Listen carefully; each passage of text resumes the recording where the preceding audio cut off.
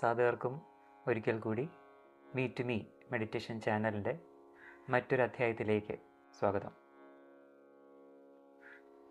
ഒരു സാധകൻ അഹങ്കരിക്കുന്നതിന് മുന്നേ കുറച്ച് കാര്യങ്ങൾ ശ്രദ്ധിക്കുന്നത് നല്ലതായിരിക്കും.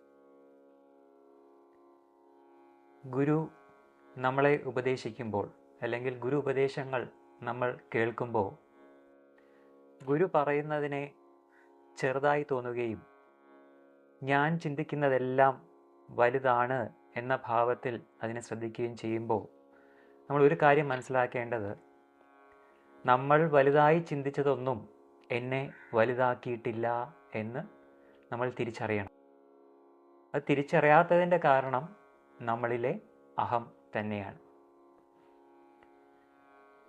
ഗുരു ഇതെല്ലാം കാണുന്നുണ്ട്.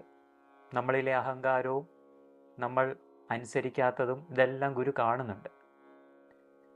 ഒരു വിഷമഘട്ടം വരുമ്പോഴത്തേക്ക് നമ്മൾ ആത്മീയതയിൽ ഗുരുവിൻ്റെ സഹായം തേടും. എന്നാൽ നല്ല കാര്യം വരുമ്പോഴോ അല്ലെങ്കിൽ നമ്മൾ സുഖിച്ച് ജീവിക്കുമ്പോഴോ നമ്മൾ ഗുരുവിനെ തള്ളിപ്പറഞ്ഞിട്ട് ആത്മീയതയിൽ നിന്ന് തന്നെ മാറിപ്പോകാനും ഇടയുണ്ട്.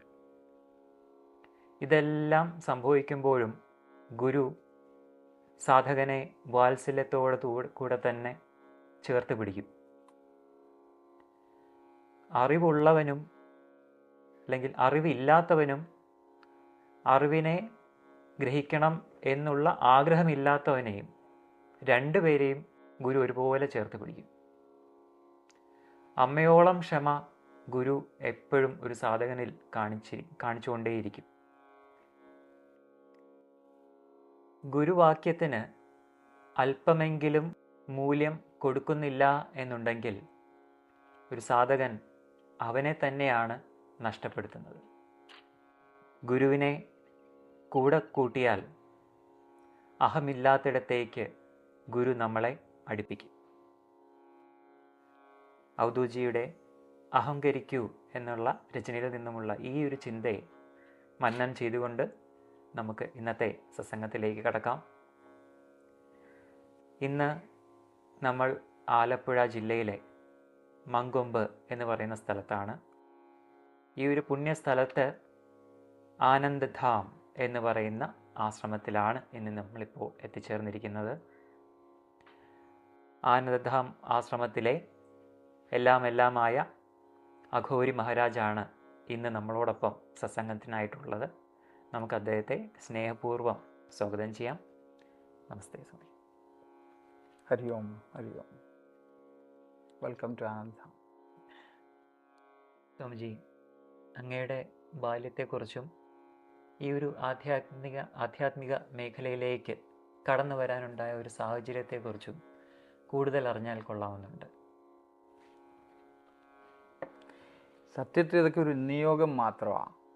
നമ്മൾ ആധ്യാത്മിക മേഖലയിലേക്ക് കടന്നു വരിക എന്നൊക്കെ പറഞ്ഞാൽ അത് മുൻ പറഞ്ഞ പോലെ ഒരു അഹങ്കാരം മാത്രമാവും. നമ്മളൊന്നും കടന്നു വന്നതല്ല. നമ്മൾ ആ പരമേശ്വരൻ്റെ കയ്യിലെ കേവലം ഉപകരണം മാത്രമാണ്. കുട്ടിക്കാലം നമ്മളിവിടെ തന്നെയാണ്, ഈ നാട്ടിൽ തന്നെയാണ് ജനിച്ചതും വളർന്നതും പഠിച്ചതും ഒക്കെ ഈ നാട്ടിൽ, ഈ മങ്കൊമ്പ് ദേശത്താണ്. നമ്മുടെ സാധനാദി കാര്യങ്ങളൊക്കെ മങ്കൊമ്പ് ദേവീക്ഷേത്രം ചാമുണ്ടേശ്വരിയാണ്. ചാമുണ്ഡി ദേവിയെ ഉപാസിച്ചാണ് കുട്ടിക്കാലം തൊട്ടേ വന്നത്. ഏതാണ്ട് 8ാം ക്ലാസ് തൊട്ട് ഒരു ദിവസം പോലും മുടങ്ങാതെ ഉപാസന ചെയ്തിട്ടുണ്ട്. 8 കഴിയുമ്പോൾ സ്വാഭാവികമായിട്ട് ആ ടീനേജിൻ്റെ റിബലിസമൊക്കെ ഉണ്ടാവുമല്ലോ. അതും പ്രകാരം നമ്മൾ വേദാന്ത ചർച്ചയിലെ ആഴങ്ങളിലേക്ക് ഇറങ്ങാൻ ശ്രമിച്ചു. 3 വയസ്സിൽ തന്നെ മതദീക്ഷയും കാര്യങ്ങളും കിട്ടിയിട്ടുണ്ട്. 3 വയസ്സിൽ തന്നെ അന്ന് തൊട്ടേ ജപവും സാധനയൊക്കെ നമ്മളുടെ ഉള്ളിൽ ഉണർന്നു വന്നിരുന്നു. അതുമായി മുന്നോട്ട് പോയി കാലക്രമത്തിൽ ഈ പറഞ്ഞ വേദാന്ത സംഹിതയിലും വേദാന്ത തത്വങ്ങളും ശങ്കരവേദാന്തവും നാരായണ ഗുരുദേവൻ്റെ വേദാന്തവും ചട്ടമ്പിസ്വാമികളുടെ ഉപദേശവും മറ്റ് അനേക ആചാര്യന്മാർ പഠിക്കാനും അറിയാനും ഒക്കെ ശ്രമിച്ചിരുന്നു. അങ്ങനെ 12ാം ക്ലാസ് കഴിഞ്ഞു. ടെക്നിക്കൽ എഡ്യൂക്കേഷൻ ചെങ്ങന്നൂരിൽ 2 വർഷം IT-യിലുണ്ടായിരുന്നു. അതിനുശേഷം 10ആയപ്പോൾ തന്നെ ഒരു വിചാരം, ഓടണം, സമയമായി, പ്രായമായി എന്ന 10ാം ക്ലാസ് തന്നെ വിചാരം ഉണ്ടായിരുന്നത്. അതും പ്രകാരം IT പഠനം കഴിഞ്ഞ ശേഷം നേരെ നോർത്തിലേക്ക് ചാടി. അവിടുന്ന് കാലത്ത് പഠിക്കുകയൊക്കെ ചെയ്തുവെങ്കിലും ജീവിതം ആ ഒരു ഒഴുക്കിലേക്ക് പെടുകയായിരുന്നു. ജോലിക്കിടയിലും വായനയും പഠനവും സാധനയും ജപവും ഒക്കെ ആയിട്ട് ഇങ്ങനെ കഴിഞ്ഞുപോയി. അങ്ങനെ പലവിധ മേഖലകളിലൂടെയും പലവിധ പ്രൊഫഷനിലൂടെ കടന്നുപോയി. അവസാനം വെൽനസ് ഇൻഡസ്ട്രിയിലായിരുന്നു. അതിൽ അടിസ്ഥാനം തൊട്ട് തുടങ്ങി ആനന്ദ ഇൻ ദി ഹിമാലയാസ് എന്ന് പറഞ്ഞ സ്ഥലത്ത് നമുക്ക് ആയുർവേദം സെറ്റപ്പ് ചെയ്യാനൊക്കെ ഉള്ള ആയുർവേദ ഒരു പാരമ്പര്യ വൈദ്യനോടാണ് ഞാൻ. അപ്പോൾ അത്തരം വിഷയങ്ങളിലൂടെ കടന്നു പോകാനും അത്തരം ജോലിയൊക്കെ പ്രവേശിക്കാനും അതിലൂടെ ഉയരങ്ങളിലേക്ക് കിടക്കുവാനും ധനസമ്പാദനമായിരുന്നു പ്രധാന ലക്ഷ്യം. എന്തിനാ? സന്യാസത്തിന് പോകാൻ. സന്യാസത്തിന് വേണ്ടി ധനം സമ്പാദിച്ച ഒരാളാണ് ഞാൻ. കാരണം അച്ഛന്, അമ്മ, സഹോദരിയുടെ വിവാഹം, അവർക്കുള്ള ധനസ്ഥിതി, ഇതൊക്കെ എൻ്റെ ലക്ഷ്യമായിരുന്നു. ഉത്തരവാദിത്വമൊന്നും ഞാൻ ഒരിക്കലും ഒളിച്ചോടിയിട്ടില്ല. അക്കൂട്ടത്തിൽ തന്നെ ഇത് നടക്കുകയും ഗുരു ഒരു രീതിയിലൂടെ വന്ന് വിവാഹം കഴിക്കണമെന്ന് ആവശ്യപ്പെടുകയും അങ്ങനെ മുന്നോട്ട് പോവുകയായിരുന്നു ജീവിതം. അങ്ങനെ ഹിമാലയത്തിൽ എത്തിച്ചേർന്നു. ഇതൊരു ചുരുക്കം പറയാം. സ്വാമിജി, അങ്ങ് ഇപ്പോൾ പറഞ്ഞു അവസാനം ഒരു ഹിമാലയത്തിലേക്ക് എത്തിപ്പെട്ടു എന്ന് പറഞ്ഞു. എങ്ങനെയാണ് അങ്ങയുടെ ഗുരുവിനെ കണ്ടെത്തിയതും അതിലേക്കുള്ളൊരു സാഹചര്യം അങ്ങനെ നയിച്ചതും എങ്ങനെയാണ്? ഇതും മുമ്പ് പറഞ്ഞ പോലെ ഗുരുവിനെ കണ്ടെത്താൻ സാധിക്കുമോ നമുക്ക്? ഇല്ലല്ലോ. ഗുരു നമ്മെ കണ്ടെത്തിയെന്ന് പറയാം. ഹരിദ്വാരത്തുണ്ടായിരുന്നു. ഹരിദ്വാരത്ത്, ഋഷികേശ് സ്ഥലങ്ങളാണ് നമ്മുടെ പിൽക്കാലത്ത് തപോഭൂമിയും കർമ്മഭൂമിയും ഒക്കെ ആയിത്തീർന്നത്. അവിടെ അനേക വർഷങ്ങളിങ്ങനെ ഇരിക്കുകയും 2009-10 സമയത്തായപ്പോൾ നമ്മുടെ ഗുരുദേവനെ കണ്ടുമുട്ടാനിടയായി. അദ്ദേഹവും ഹരിദ്വാർ നിവാസിയാണ്. അനന്ത് എന്നാണ് പേര്. ഞങ്ങളൊരുമിച്ച് ഗംഗാതീരത്ത് സാധനാസദൻ എന്ന ആശ്രമമുണ്ട്, വളരെ പ്രശസ്തമായ ആശ്രമവാദികളാണ് എൻ്റെ ഗുരുദേവനെ കണ്ടുമുട്ടിയത്. അതൊരു വലിയ കഥയാണ്. ഇങ്ങനെ ചുരുക്കി പറയുക അല്ല. ഗുരുവിനെ കണ്ടുമുട്ടി എന്ന് പറഞ്ഞാൽ ആ തുള്ളി സമുദ്രത്തെ കണ്ടെത്തി എന്നല്ലേ പറയാൻ പറ്റൂ. അതോ സമുദ്രം ആ തുള്ളിയുടെ മുകളിലേക്ക് കമിഴ്ന്ന് വീണതാണോ? അറിഞ്ഞുകൂടാ. ഏകദേശം ഞാൻ എന്നെ നഷ്ടപ്പെടാൻ തുടങ്ങിയായിരുന്നു. അവിടെ തൊട്ട് നമ്മൾ ആ ശിഷ്യത്വത്തിലേക്ക് നമ്മൾ തന്മയീഭവിക്കുകയാണ്. പതിയെ പതിയെ ഞാനെന്ന വ്യക്തി പതിയെ അതിൻ്റെ സ്വരൂപങ്ങളും സ്വഭാവങ്ങളും മുമ്പ് പറഞ്ഞ അഹങ്കാര രൂപങ്ങളും ഒക്കെ തിരിച്ചറിയാൻ തുടങ്ങി. അങ്ങനെ അത് കാലക്രമത്തിൽ പതിയെ ആ ഗുരുവിലേക്ക് അപ്രത്യക്ഷമാകുന്ന ഒരു യാത്രയാണ് ശിഷ്യൻ ഗുരുവിലേക്കുള്ളൊരു യാത്ര. ആ യാത്ര തുടങ്ങി ഹരിദ്വാരത്ത് വെച്ചാണ്. കുറച്ചും കൂടി കൂടുതൽ അറിയാൻ താല്പര്യമുണ്ട്. ഇതിനെ പറ്റി വിശദീകരിക്കാൻ ഏറ്റവും പ്രയാസമുള്ള കാര്യം, കാരണം ഗുരുവിനെ നമ്മൾ കണ്ടെത്തി, ഗുരുവിൻ്റെ കീഴിലിരുന്നു, എന്തൊക്കെയോ പഠിച്ചു എന്നൊക്കെ ആ ഒരു വിചാരം പൊതുവിലുള്ളത്. ദക്ഷിണാമൂർത്തി സ്തോത്രം നോക്കുക, മൗനം വ്യാഖ്യ അല്ലേ? ആ മൗനത്തിൻ്റെ മുന്നിൽ പോലും നമ്മളെന്താവും? നമ്മൾ മൗനമാകുക. പഠിക്കുകയാണോ? പഠിപ്പിക്കുന്നതൊക്കെ ആചാര്യന്മാരാണ്, സാധാരണ വിദ്യകൾ അഭ്യസിപ്പിച്ചിരുന്ന അധ്യാപകരാണ്. ഗുരു നമ്മളെ വിദ്യ അഭ്യസിപ്പിക്കുന്ന ആളല്ല. നമുക്ക് ഗുരുവിൽ നിന്നൊന്നും പഠിക്കാനില്ല. ഗുരുവിൽ അലിഞ്ഞില്ലാണ്ടാവലാണ്. അതായത് മൃത്യുവിൻ്റെ ദേവതയല്ലേ ശിവൻ. ശിവനെയല്ലേ ഗുരുവായിട്ട് കാണുക. മൃത്യുവിൻ്റെ ദേവതയെ ഉപാസിച്ച് ആ മൃത്യുവിലേക്ക് പോയി വ്യക്തി മൃത്യു സംഭവിക്കണം. അപ്പോൾ അവിടെ എന്താ സംഭവിക്കുക? അവിടെ ആ സത്യം തന്നെ അതിൽ ഉണർന്നെഴുന്നേൽക്കും. ഇതാണ് ഗുരുശിഷ്യ പാരസ്പര്യം. അത് വാക്കുകളുടെ വർണ്ണിക്കാവുന്നൊരു കാര്യമല്ല. സർവ്വതും ഗുരുവാണ്. പിന്നെ നമ്മൾ കാണുന്ന എല്ലാം, ഈ ജീവനായിരിക്കുന്നതൊക്കെ പരബ്രഹ്മം തന്നെ, ഈ കാണപ്പെടുന്നതെല്ലാം ഗുരുതത്വം തന്നെയാവും. അപ്പോൾ വ്യക്തി ഗുരു എവിടെ? അതില്ല. മൂർത്തമായൊരു ഗുരുവില്ല. അമൂർത്തമായി സർവ്വതിലും വ്യാപിച്ചിരിക്കുന്ന ഗുരുവിനെ കണ്ടു തുടങ്ങും. പതുക്കെ അഹങ്കാര സൂക്ഷ്മമായിട്ട് അവശേഷിക്കും. കർമ്മം അവശേഷിക്കുന്ന കാലത്തോളം. അതിൻ്റെ പേര് സന്യാസം. അതുവരെ സാധകൻ കാര്യങ്ങൾ അറിഞ്ഞു, പക്ഷെ കർമ്മം അവശേഷിക്കുന്നതുകൊണ്ട് സന്യാസി അഥവാ സാധു വാലിഡാണ്, കാര്യം അറിയാം, പക്ഷേ എത്തിയില്ല. എല്ലാം കഴിയുമ്പോൾ ശാന്തമാകും. ആ ശാന്തത്തിൻ്റെ പേര് സന്ത്.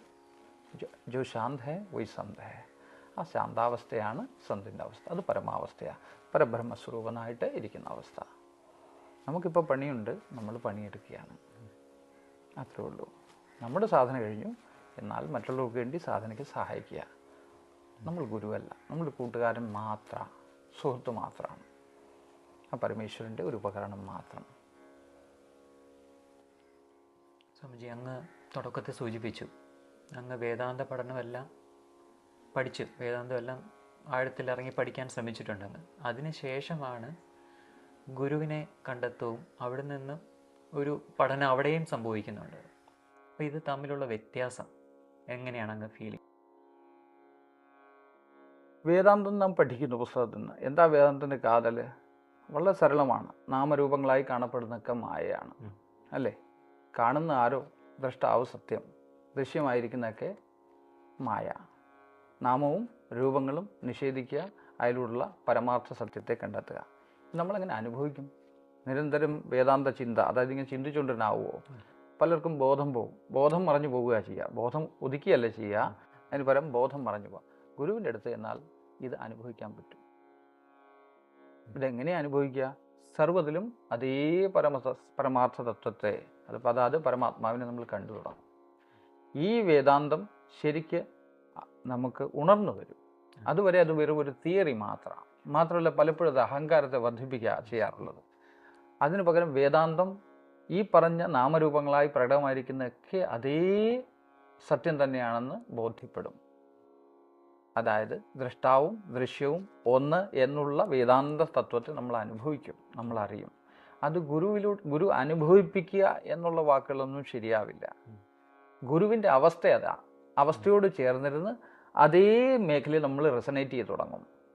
നേരത്തെ പറഞ്ഞില്ലേ, ഗുരുവിൻ്റെ അടുത്തിരിക്കണം. ഗുരുവിൻ്റെ അടുത്തിരിക്കുമ്പോൾ ഗുരു ആ സ്ഥലത്തിലെത്തിയെങ്കിൽ നമുക്കത് മനസ്സിലാവും. എങ്ങനെ മനസ്സിലാവും? ഞാൻ പതുക്കെ അലിഞ്ഞില്ലാണ്ടാവാൻ തുടങ്ങും. ഞാൻ എന്നുള്ള വ്യക്തി അഹങ്കാരം പതുക്കെ ഇല്ലാണ്ടാവും. ഞാൻ എന്നുള്ള വ്യക്തിബോധം പതുക്കെ നശിച്ചു തുടങ്ങും. ഞാൻ കൂട്ടിവെച്ചിരിക്കുന്ന എൻ്റെ അഹങ്കാര തത്വങ്ങളൊക്കെ ഉണ്ടല്ലോ, ഞാൻ എൻ്റെത് എന്നുള്ളത്, അത് അറിവും ആയിക്കോട്ടെ, അറിവും മഹാഹങ്കാരമാണല്ലോ, അതെല്ലാം പതുക്കെ അപ്രത്യക്ഷമായി എൻ്റെ മനസ്സ് പതുക്കെ പ്രേമഭാവത്തിൽ കൊണ്ടുവരും. ആദ്യം അതിലൂടെ ആനന്ദം അനുഭവിക്കും. പതുക്കെ ആ ശാന്തിയെ സ്പർശിച്ചു തുടങ്ങും. ഇതാ ഗുരുവിൻ്റെ അടുത്ത് ചെയ്യുന്ന ഒരേ ഒരു കാര്യം. ഇത് മാത്രമേ ഉള്ളൂ ഗുരുവിനെ കൊണ്ടുള്ള ഉപകാരം. ഇതല്ലാത്തവരൊന്നും ഗുരുവിൻ്റെ അടുത്ത് പോകേണ്ട കാര്യവുമില്ല. സാധാരണ ജീവിതത്തിന് നേരത്തെ പറഞ്ഞ തന്ത്രവും മന്ത്രവും ഒക്കെയുള്ള സിദ്ധാന്തങ്ങളുണ്ടല്ലോ, ആ സിദ്ധാന്തത്തെ ഉപയോഗപ്പെടുത്തി നമുക്ക് തന്ത്രമാർഗത്തിലൂടെയും പോവാം. 2 മാർഗങ്ങളാണ്, ഒന്ന് യോഗമാർഗം, ഒന്ന് തന്ത്രമാർഗം. സരളമായി പറഞ്ഞാൽ വേദാന്തമൊക്കെ ഞാൻ യോഗമെന്ന് കാണും, എന്നാൽ സിദ്ധാന്തമെല്ലാം തന്ത്രമായിട്ടും കാണാം. അത് പ്രകൃതിയുടെ അറിവാണ്. ഒന്ന് ശക്തിയിലൂടെ ശിവനിലെത്തുന്ന വഴി, ഒന്ന് ശിവനിലേക്ക് നേരിട്ട് പോകുന്ന വഴി. ഒന്ന് ജ്ഞാനം, ഒന്ന് ഭക്തി. ഇതിനൊക്കെ ഏകോപിപ്പിക്കലാണ് ഞാൻ ഇന്ന് ശ്രമിച്ചുകൊണ്ടിരുന്നത്. കാരണം നമുക്കെന്നും കൺഫ്യൂഷനാണല്ലോ. മനസ്സിൻ്റെ ഒരു വശത്തിരിക്കുമ്പോൾ, അതായത് ഇടാനാടി ഇരിക്കുമ്പോൾ പിങ്കളാനാടി കാണും. നദിയുടെ ഇക്കരെ നിന്ന് അക്കരെ കാണുന്ന പോലെ, അക്കരെ ചെന്നിരിക്കുമ്പോൾ ഇക്കരെ കാണുന്ന പോലെ നാടികൾ മാറുന്നതനുസരിച്ച് വിചാരങ്ങൾ മാറും. ഒന്ന് ലോജിക്കൽ തോട്ട്സ് വരും, ചിലപ്പോൾ ഇമോഷണൽ തോട്ട്സ് വരും. ഇത് തമ്മിൽ കൂടിക്കൊഴിഞ്ഞ് നമുക്ക് തന്നെ എന്താണ്, ഞാൻ ഏത് സ്ഥിതിയിലാണ്, ഞാൻ എങ്ങോട്ടാണ് പോകുന്നത് എന്നൊന്നും എനിക്ക് തിരിച്ചറിയാൻ പറ്റാത്തൊരവസ്ഥയിലേക്ക് ഞാൻ എത്തിച്ചേരുന്ന കൺഫ്യൂഷൻ എന്ന ലോകമുള്ളത്. ഇത് നമുക്ക് ഇന്ന് മാറ്റിയില്ലെങ്കിൽ വലിയ പ്രയാസമാണ്. കാരണം ഇന്നെല്ലാം കൂടെ കൂടിക്കൊഴിഞ്ഞിരിക്കുക. പല രീതികൾ, ഒരേ സാധനത്തെ ജലമെന്നും വെള്ളമെന്നും വാട്ടറെന്നും വിളിക്കുന്ന പോലെ പലരും, പല മഹാത്മാക്കളും ഒരേ സത്യത്തെ പല രീതിയിൽ പ്രകാശിപ്പിക്കാൻ ശ്രമിച്ചിരിക്കുന്ന, പക്ഷെ ഇത് മനസ്സിലാക്കാതെ ഇത് ശരി, അത് തെറ്റെന്ന് ഞാൻ ധരിച്ചു പോകുന്നു. അതുമൂലം ഞാൻ അനുഭവിക്കുന്ന ദുഃഖമാണ് ഈ ലോക ദുഃഖം. അതിൽ നിന്ന് മാറാൻ വേദാന്തമാവട്ടെ, സിദ്ധാന്തമാവട്ടെ, യോഗരഥോവാ ഭോഗരഥോവാ എന്ന് ശങ്കരൻ പാടിയ പോലെ ഏത് മാർഗത്തിൽ കൂടെ ആവട്ടെ, നമുക്കവിടെ എത്തണം. ആ ശാന്തിയിൽ അഭിരമിക്കണം. ആ പ്രേമത്തിൽ, ആനന്ദത്തിൽ നമ്മൾ അലിഞ്ഞില്ലാണ്ടാവണം. അതിന് ഏത് മാർഗമായാലും ഉത്തമം തന്നെ. സ്വാമിജി, അങ്ങയുടെ നാമം അഘോരി മഹാരാജ് എന്നാണ്. ഈ അഘോരി എന്ന ആ നാമം എന്താണ് അർത്ഥമാക്കുന്നത്?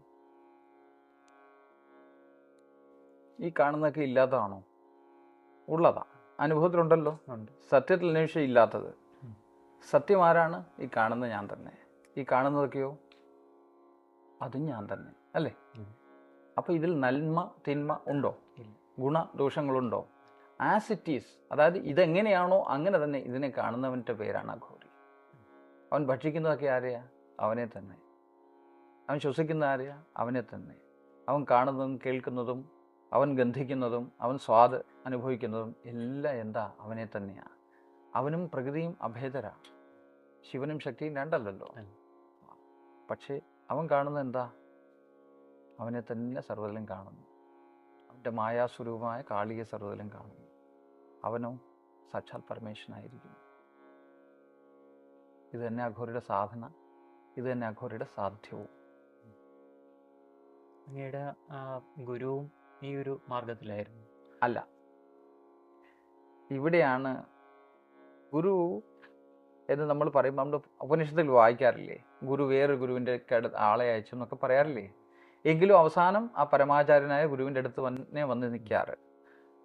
എനിക്ക് ഗുരുദേവനുണ്ട്, ഗുരു ബാബയുണ്ട്, ഒരു മഹാവധൂതനുണ്ട്, അതുകൂടാതെ പേരില്ലാത്ത ഒരു അഘോരി സാക്ഷാൽ പരമേശ്വരൻ അവനുമുണ്ട്. അവൻ എന്നെ അഘോരവൃത്തിയിലേക്ക് ഉണർത്തിയത് നർമ്മദാ തീരത്ത് വെച്ചാണ്. നർമ്മദാ തീരത്ത് ഞാൻ തപസ് ചെയ്യാൻ വേണ്ടി എന്നെ ഗുരു അയച്ചു. ഇവിടെ വെച്ചാണ് അവൻ എനിക്ക് ദർശനം തരുന്നതും കൈവച്ച് അനുഗ്രഹിച്ചു. അങ്ങനെയാണ് ഞാനൊരു ഫ്രീലാൻസർ അഘോരി എന്ന് പറയും. മറ്റുള്ള അത്തരം സാധനങ്ങളിലൂടെ, ശ്മശാന സാധനങ്ങളിലൊക്കെ എൻ്റെ ഗുരുദേവൻ തന്നെ എന്നെ കൊണ്ടുപോയിട്ടുണ്ട്. ത്രാടകാദികളും കാര്യങ്ങളും, കാരണം അവൻ നാഗയാണ്. അപ്പോൾ അതിലൂടെ അവൻ എന്നെ കൊണ്ടുപോയിട്ടുണ്ട്. പക്ഷേ എൻ്റെ അഘോര വൃത്തിയിലേക്ക് എന്നെ ഉണർത്തിയത് വേറെ രൂപത്തിലാണ്. അത് അവൻ തന്നെയാണ്. എനിക്ക് അവനും ഇവനും തമ്മിൽ ഭേദമൊന്നുമില്ല. അതുകൊണ്ട് ഗുരുക്കന്മാർ എന്നുള്ള ബഹുവചനം ഉപയോഗിക്കാൻ പാടില്ല. ഒരു ഗുരു തന്നെ 3 രൂപത്തിൽ എനിക്ക് ഈ ഞാൻ അറിയുന്ന കാര്യത്തെ ഉണർത്തി തന്നത്. അത് ഒരു അനുഭവത്തെ ഒന്നുകൂടെ വിശദീകരിക്കാം. അഘോര തത്വത്തെ ഞാൻ നർമ്മദാ തീരത്ത് ഒരു ചെറിയ കാട്ടിൽ ഒരു മരത്തിൻ്റെ കീഴിൽ പൂർണ്ണ വസ്ത്രരഹിതനായി തന്നെ ഞാൻ അവിടെ കഴിഞ്ഞുകൂടുകയായിരുന്നു. ഗുരു അയച്ചതാണ്. അവിടെ ഒരു സേവയ്ക്കായിട്ട് ഒരു ആശ്രമത്തിലൊരു മാതാജിയും വേറൊരാളും ഉണ്ട്. അദ്ദേഹത്തിന് മരണാസന്നായിരിക്കുന്ന അദ്ദേഹത്തെ സേവ ചെയ്യാൻ വേണ്ടി ഒരു ജ്ഞാനിയാണ് എന്നെ അയച്ചിരുന്നു.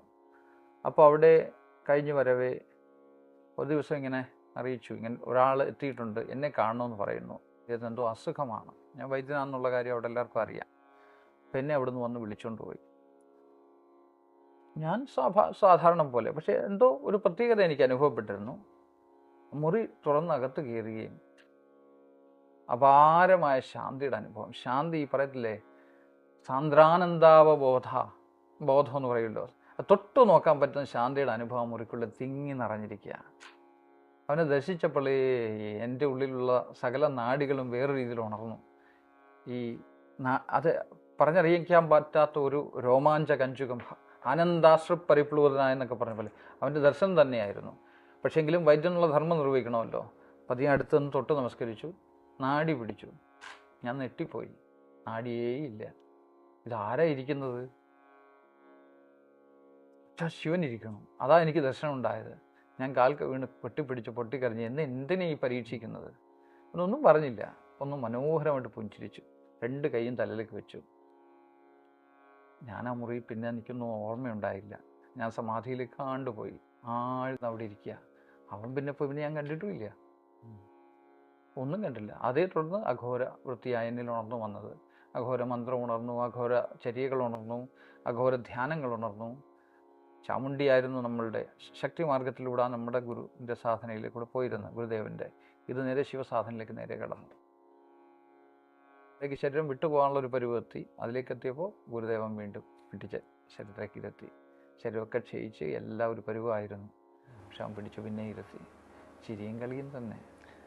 പറയുമ്പോൾ എനിക്ക് ഇപ്പോഴും വിചാരവികാരങ്ങളുണ്ടല്ലോ. അപ്പോൾ അത് തല്ലി വരുന്ന നന്ദി മാത്രമാണ്. അല്ലാതെ നമുക്കൊന്നും പറയാനില്ല. ഒന്നും അവന് തിരിച്ചു കൊടുക്കാൻ സാധ്യമല്ല. ആ നന്ദി മാത്രം. അതെല്ലാത്തിനോടും പ്രകാശിപ്പിക്കാൻ നമുക്ക് പറ്റൂ. ഒരു വാത്സല്യവും സ്നേഹവും അത് അനുഭവിച്ച് അറിയാനേ സാധിക്കുകയുള്ളൂ. ഒരു കൊച്ചു കുട്ടിയാവും. നമ്മുടെ അഹങ്കാരഭാവം നിഷ്കളങ്ക ഭാവം, ഒരു കുട്ടിയുടെ അഹമുണ്ട്. അത് വേറെ ശല്യങ്ങളൊന്നും ഇല്ല നമുക്ക് നമ്മളെ കൊണ്ടും. അതുവരെ നമുക്ക് നാം തന്നെയാ വലിയ ശല്യം. അതൊക്കെ നഷ്ടപ്പെട്ടു പോയി. സന്തോഷമായി.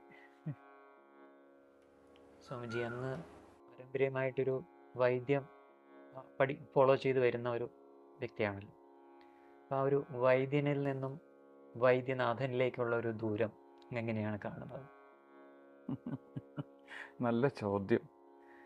വൈദ്യൻ എന്നാൽ ഒരു വലിയ അർത്ഥം അതിനുള്ളത്. വേദം അറിഞ്ഞവൻ, വേദം അനുഭവിച്ചവൻ എന്നാണ്. വേദം വെച്ചാൽ ചതുർവേദങ്ങൾ കാണാപ്പാടം പഠിച്ചവൻ എന്നുള്ളതല്ല, വേദാനുഭൂതിയുള്ളവൻ, ബ്രഹ്മാനുഭൂതി ഉണ്ടാവാൻ എന്നൊക്കെയാണ് വൈദ്യൻ എന്ന പദത്തിനർത്ഥം. വൈദ്യൻ ശാസകനാണ്, ശാസ്ത്രത്തെ പറഞ്ഞു തരുന്നവനാണ്. വൈദ്യനിലൂടെ ശാസ്ത്രങ്ങളുണ്ടായത്. വൈദ്യം എന്ന് വെച്ചാൽ ജീവിതത്തിന് സമസ്ത മേഖലയും സ്പർശിച്ചിരിക്കുന്ന ഒരു വിഷയമാണ്. ഇന്നത്തെ പോലെ കുറച്ച് കഷായങ്ങൾ കൊടുക്കുക, ഗുളികൾ കൊടുക്കുക ഇത്യാദി വിഷയങ്ങളാണ് ഇന്ന് വൈദ്യം ധരിച്ചു വെച്ചിരിക്കുന്നത്. അങ്ങനെയല്ല. അതിനൊരു ഭാഗമുണ്ട്. അതിൻ്റെ യുക്തി ഉപാശ്രയ ഭാഗങ്ങൾ, ജീവിത ചിട്ടകൾ, നിഷ്ഠകൾ, കൂടാതെ ഔഷധങ്ങൾ, ആഹാര ആഹാരചര്യകൾ ഇതൊക്കെ പാലിച്ച് യുക്തി ഉപയോഗിച്ച്, യുക്തി എന്ന് വെച്ചാൽ ഒരു രോഗം, അതിൻ്റെ ലക്ഷണം, അതിന് ചികിത്സ എന്നുള്ള രീതിയിൽ ചികിത്സിക്കുന്ന ഒരു ഭാഗം. 2, ഇന്ന് യോഗ ചികിത്സ എന്ന് വിളിക്കപ്പെടുന്ന ഒരു ചികിത്സാ ഭാഗമില്ലേ, അതായത് സത്വത്തെ ആശ്രയിച്ചുള്ള സത്വാവജയം എന്ന് വിളിക്കും. സത്വം എന്ന് വെച്ചാൽ മനസ്സിനെ പ്യൂരിഫൈ ചെയ്യുന്നതിലൂടെ രോഗങ്ങളിൽ നിന്ന് മുക്തമാകാം.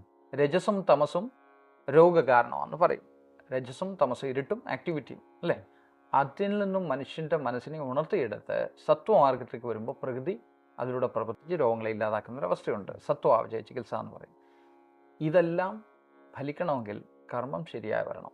ആസ്ട്രോളജിക്കലി നമ്മൾ പെർഫെക്റ്റ് ഇല്ലായിരിക്കണം. അപ്പോൾ കർമ്മദോഷങ്ങൾ കൊണ്ടായ രോഗങ്ങൾ എങ്ങനെ ചികിത്സിക്കും? അതിൻ്റെ ഭാഗമാണ് ദൈവ ഉപാശ്രയം എന്ന് പറഞ്ഞ ചികിത്സ. ദൈവ ഉപാശ്രയ ചികിത്സയാണ് നമ്മുടെ പ്രധാന ചികിത്സ. കർമ്മങ്ങൾ, അതിനാണ് ഹോമവും പൂജയും മരുന്നും മന്ത്രവും എന്ന് പറയില്ലേ പണ്ട്, ആ മന്ത്രമാർഗം.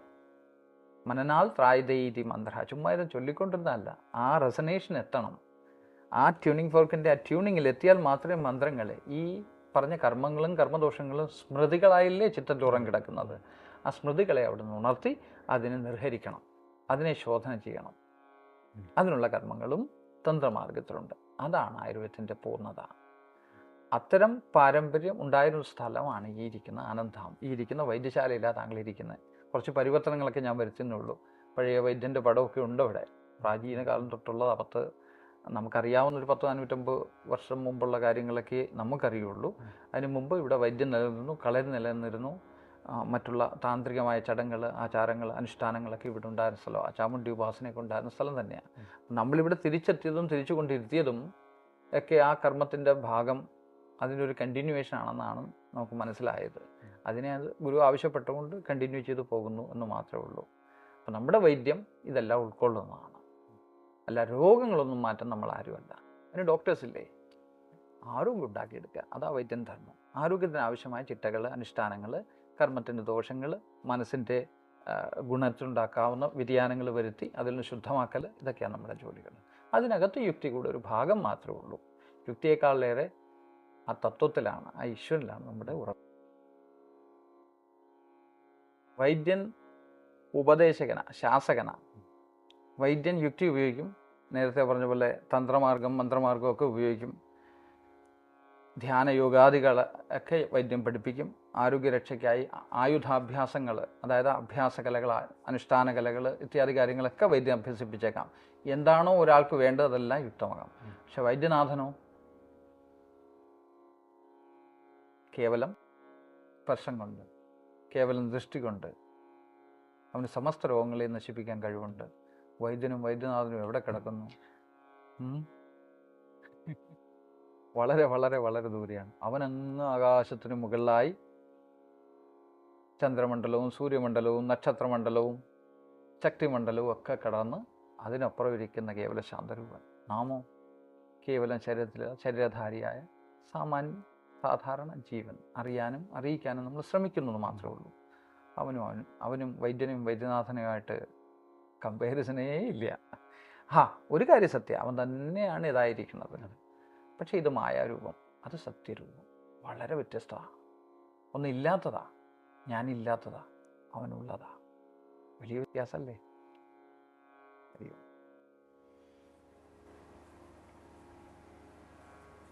സ്വാമിജി, അഘോരി സമ്പ്രദായത്തെ ഫോളോ ചെയ്യുന്നവരുണ്ട്, നാഗ സമ്പ്രദായം ഫോളോ ചെയ്യുന്നവരുണ്ട്. ഈ അഘോരി അല്ലെങ്കിൽ നാഗ, ഇവർ തമ്മിലുള്ള വ്യത്യാസം എന്താണെന്നൊന്ന് പറഞ്ഞാൽ കൊള്ളായിരുന്നു. ഇതും വളരെ കോംപ്ലിക്കേറ്റഡുള്ള ക്വസ്റ്റ്യൻ ആണ്.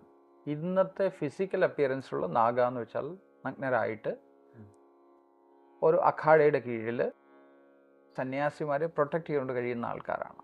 അവരവരുടെ സാധനാദി വിഷയങ്ങളിലൊക്കെ അതിശക്തമായ രീതിയിൽ തന്നെ ചെയ്ത് മുന്നോട്ട് പോകുന്ന ഒരു വിഭാഗം ആൾക്കാരെ എന്ന് നിങ്ങൾ നാഗ എന്ന് ധരിക്കുന്നത്. നാം പറയുന്നത് അങ്ങനെയുള്ള സമ്പ്രദായക്കാരെ പറ്റിയേ അല്ല. നമ്മളൊരു സമ്പ്രദായത്തിലും പെടുന്ന ആളല്ലല്ലോ. നാഗ എന്ന് വെച്ചാൽ ലോകത്തെ ഉപേക്ഷിച്ചവെന്നർത്ഥം. ഇതതിൻ്റെ അർത്ഥം. അഘോരി എന്ന് വെച്ചാൽ ലോകത്തെ ആ സിറ്റീസ് കാണുന്നവൻ. ഇത് തമ്മിൽ സത്യത്തിൽ വ്യത്യാസമൊന്നുമില്ല. ഒന്ന് ഗുരുവെങ്കിൽ ഒന്ന് ശിഷ്യൻ, തിരിച്ച് ഇത് ഗുരുവും മറ്റൊരു ശിഷ്യനുമായി തീരാം. ആര് ലോകത്തെ ഉപേക്ഷിച്ച് ഇതിലേക്ക് ഇറങ്ങുന്നോ, അവന് മൃത്യുവിലേക്ക് ആര് നയിക്കപ്പെടുന്നോ, സ്വന്തം ആത്മപ്രേരണയാൽ നയിക്കപ്പെടുന്നോ, അവൻ അഘോരിയോ നാഗ ആയിത്തീരും. അതാണ് അതിൻ്റെ രീതി. പിന്നെ ഒരു സ്ഥലം കൂടെ നോക്കുക. കുണ്ടലിനി മാർഗം അതല്ല, എല്ലാം കുണ്ടലിനി വഴിയാണ്. മൂലത്തിൽ 3.5 ചുറ്റായി കിടക്കുന്നു പറയും. അവളുടെ നീളോ ബ്രഹ്മാണ്ടം മുഴുവൻ അവളാണ് അറിഞ്ഞിരിക്കുന്നത്. സകലതും വേവ്സ് അല്ലേ, എല്ലാത്തിനും സെൻറ്ററുണ്ട്. ആ സെൻറ്ററുണ്ട്, സെൻറ്ററിൽ നിന്ന് വേവുകൾ ഇങ്ങനെ നിരന്തരം. ആ വേവുകൾ എന്ന് വെച്ചാൽ നാഗങ്ങളാണ്. സകല പ്രപഞ്ചത്തിലെ സകല ഊർജ്ജങ്ങളും നാഗങ്ങളാണ്, സകല ചലനങ്ങളും നാഗങ്ങളാണ്. സർവ്വതും നാഗമായിട്ട് അവളിങ്ങനെ ചുരുക്കി ചുരുണ്ട് ഒരു ശിവലിംഗത്തെയും പിടിച്ച് ഇങ്ങനെ 3.5 ചുറ്റായിട്ട് അവൾ ഉറങ്ങിക്കിടക്കുക. ഒരു കാലത്ത് അവൾ കണക്റ്റഡ് ആയിരുന്നു സഹസാരമായിട്ട്. ഇപ്പോൾ അവൾ വിട്ടുപോയിരിക്കുന്നു. അവൾ പതുക്കെ അധോലോകത്തേക്ക് വീണ്ടും പോവുക. അതല വിതല സുതലാദി പാതാളാദി ലോകങ്ങളിലേക്ക് അവളിങ്ങനെ പോവുക. മനുഷ്യൻ്റെ മനസ്സും കണ്ടില്ലേ, ഇരുണ്ട് വരിക. എന്താ വഴി? പതിയെ അവളെ തട്ടി ഉണർത്തണം. ഇന്നത്തെ മ്യൂസിക്കിലൊക്കെ ഇട്ടിട്ട് ധിം ധിം ധിം ധിം അവളെ ഉണർത്താൻ പ്രകൃതി തന്നെ ശ്രമിക്കുക. സകല വഴി അവൾ സ്വയം അവളെ ഉണർത്താൻ നോക്കുക. അവൾക്ക് എന്തൊരു കരുണയാന്ന് നോക്കുക നമ്മളോടും. ആ മ്യൂസിക്കുകളിലൂടെയും പല ചലനങ്ങളിലൂടെയും എങ്ങനെയെങ്കിലും അവൾ സ്വല്പം ഒരു ചലനം. കാരണം അവൾ ഇൻഫൈനൈറ്റ് പൊട്ടൻഷ്യലാണ്, അതുല്യ ശക്തിയാണ്. സർവ്വ ബ്രഹ്മാണ്ടവും നിറഞ്ഞിരിക്കുന്ന അവൾ വളരെ ചുരുക്കത്തിൽ അഹങ്കാര രൂപം കൊണ്ട് നമുക്ക് അവളെ അറിയാനേ കഴിയാതായി. നാഗ അതിനെ കൂടെ ഉപേക്ഷിക്കും. പക്ഷെ അഘോരി അതിനെ ഉണർത്തും. അവളെ പതിയെ ഉണർത്തിയെടുത്ത് രന്ധ്രങ്ങൾ കൂടെ മേലോട്ട് കയറണം സുഷുമ്നാ നാഡിയിലൂടെ. അതിൽ ബ്രഹ്മഗ്രന്ഥി, വിഷ്ണുഗ്രന്ഥി, രുദ്രഗ്രന്ഥിയൊക്കെ വിഭജിച്ച് പതിയെ അവളെ കൊണ്ട് നേരെ സഹസ്രാര പത്മത്തിൽ ചുരുട്ടുകൂടും. പാൽക്കടലിൽ കിടക്കുള്ള സാക്ഷാത് അനന്തനാഗമായിട്ട് അവൾ ആഘോരിയുടെ മുന്നിൽ.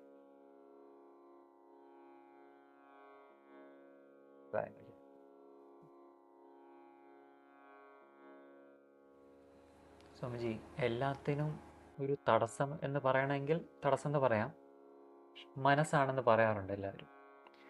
മനസ്സിനെ എങ്ങനെ നമുക്ക് വ്യാഖ്യാനിക്കാം?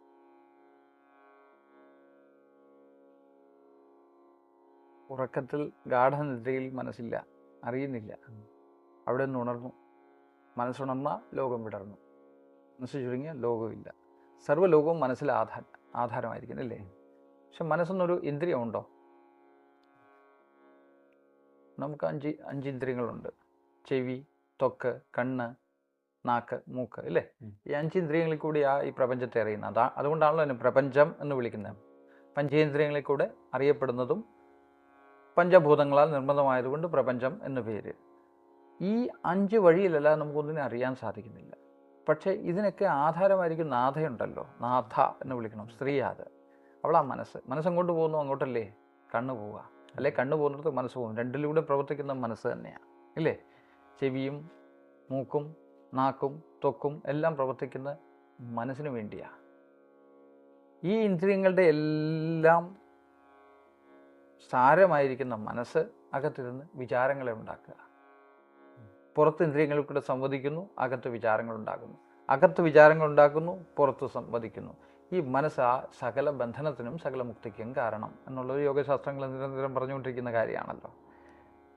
ഈ മനസ്സ് വ്യക്തി മനസ്സ്, വിശ്വമനസ്സ് നമുക്ക് രണ്ടായിട്ട് വേണേൽ വിളിക്കാം.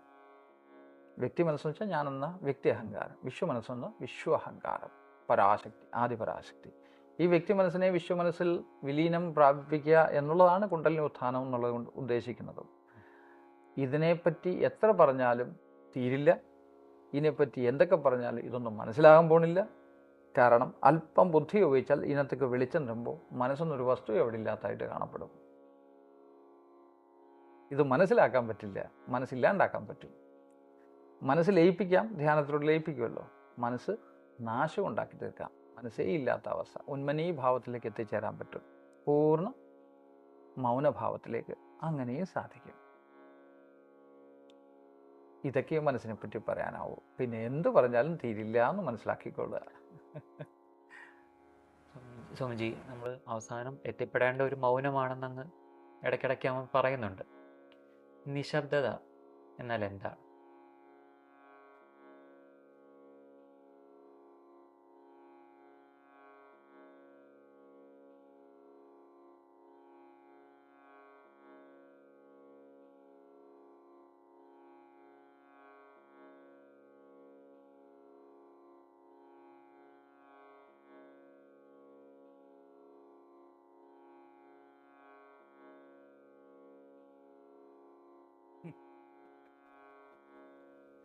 മൗനത്തെ വാക്കുകളുകൊണ്ട് വ്യാഖ്യാനിക്കാൻ ആവശ്യപ്പെടുക.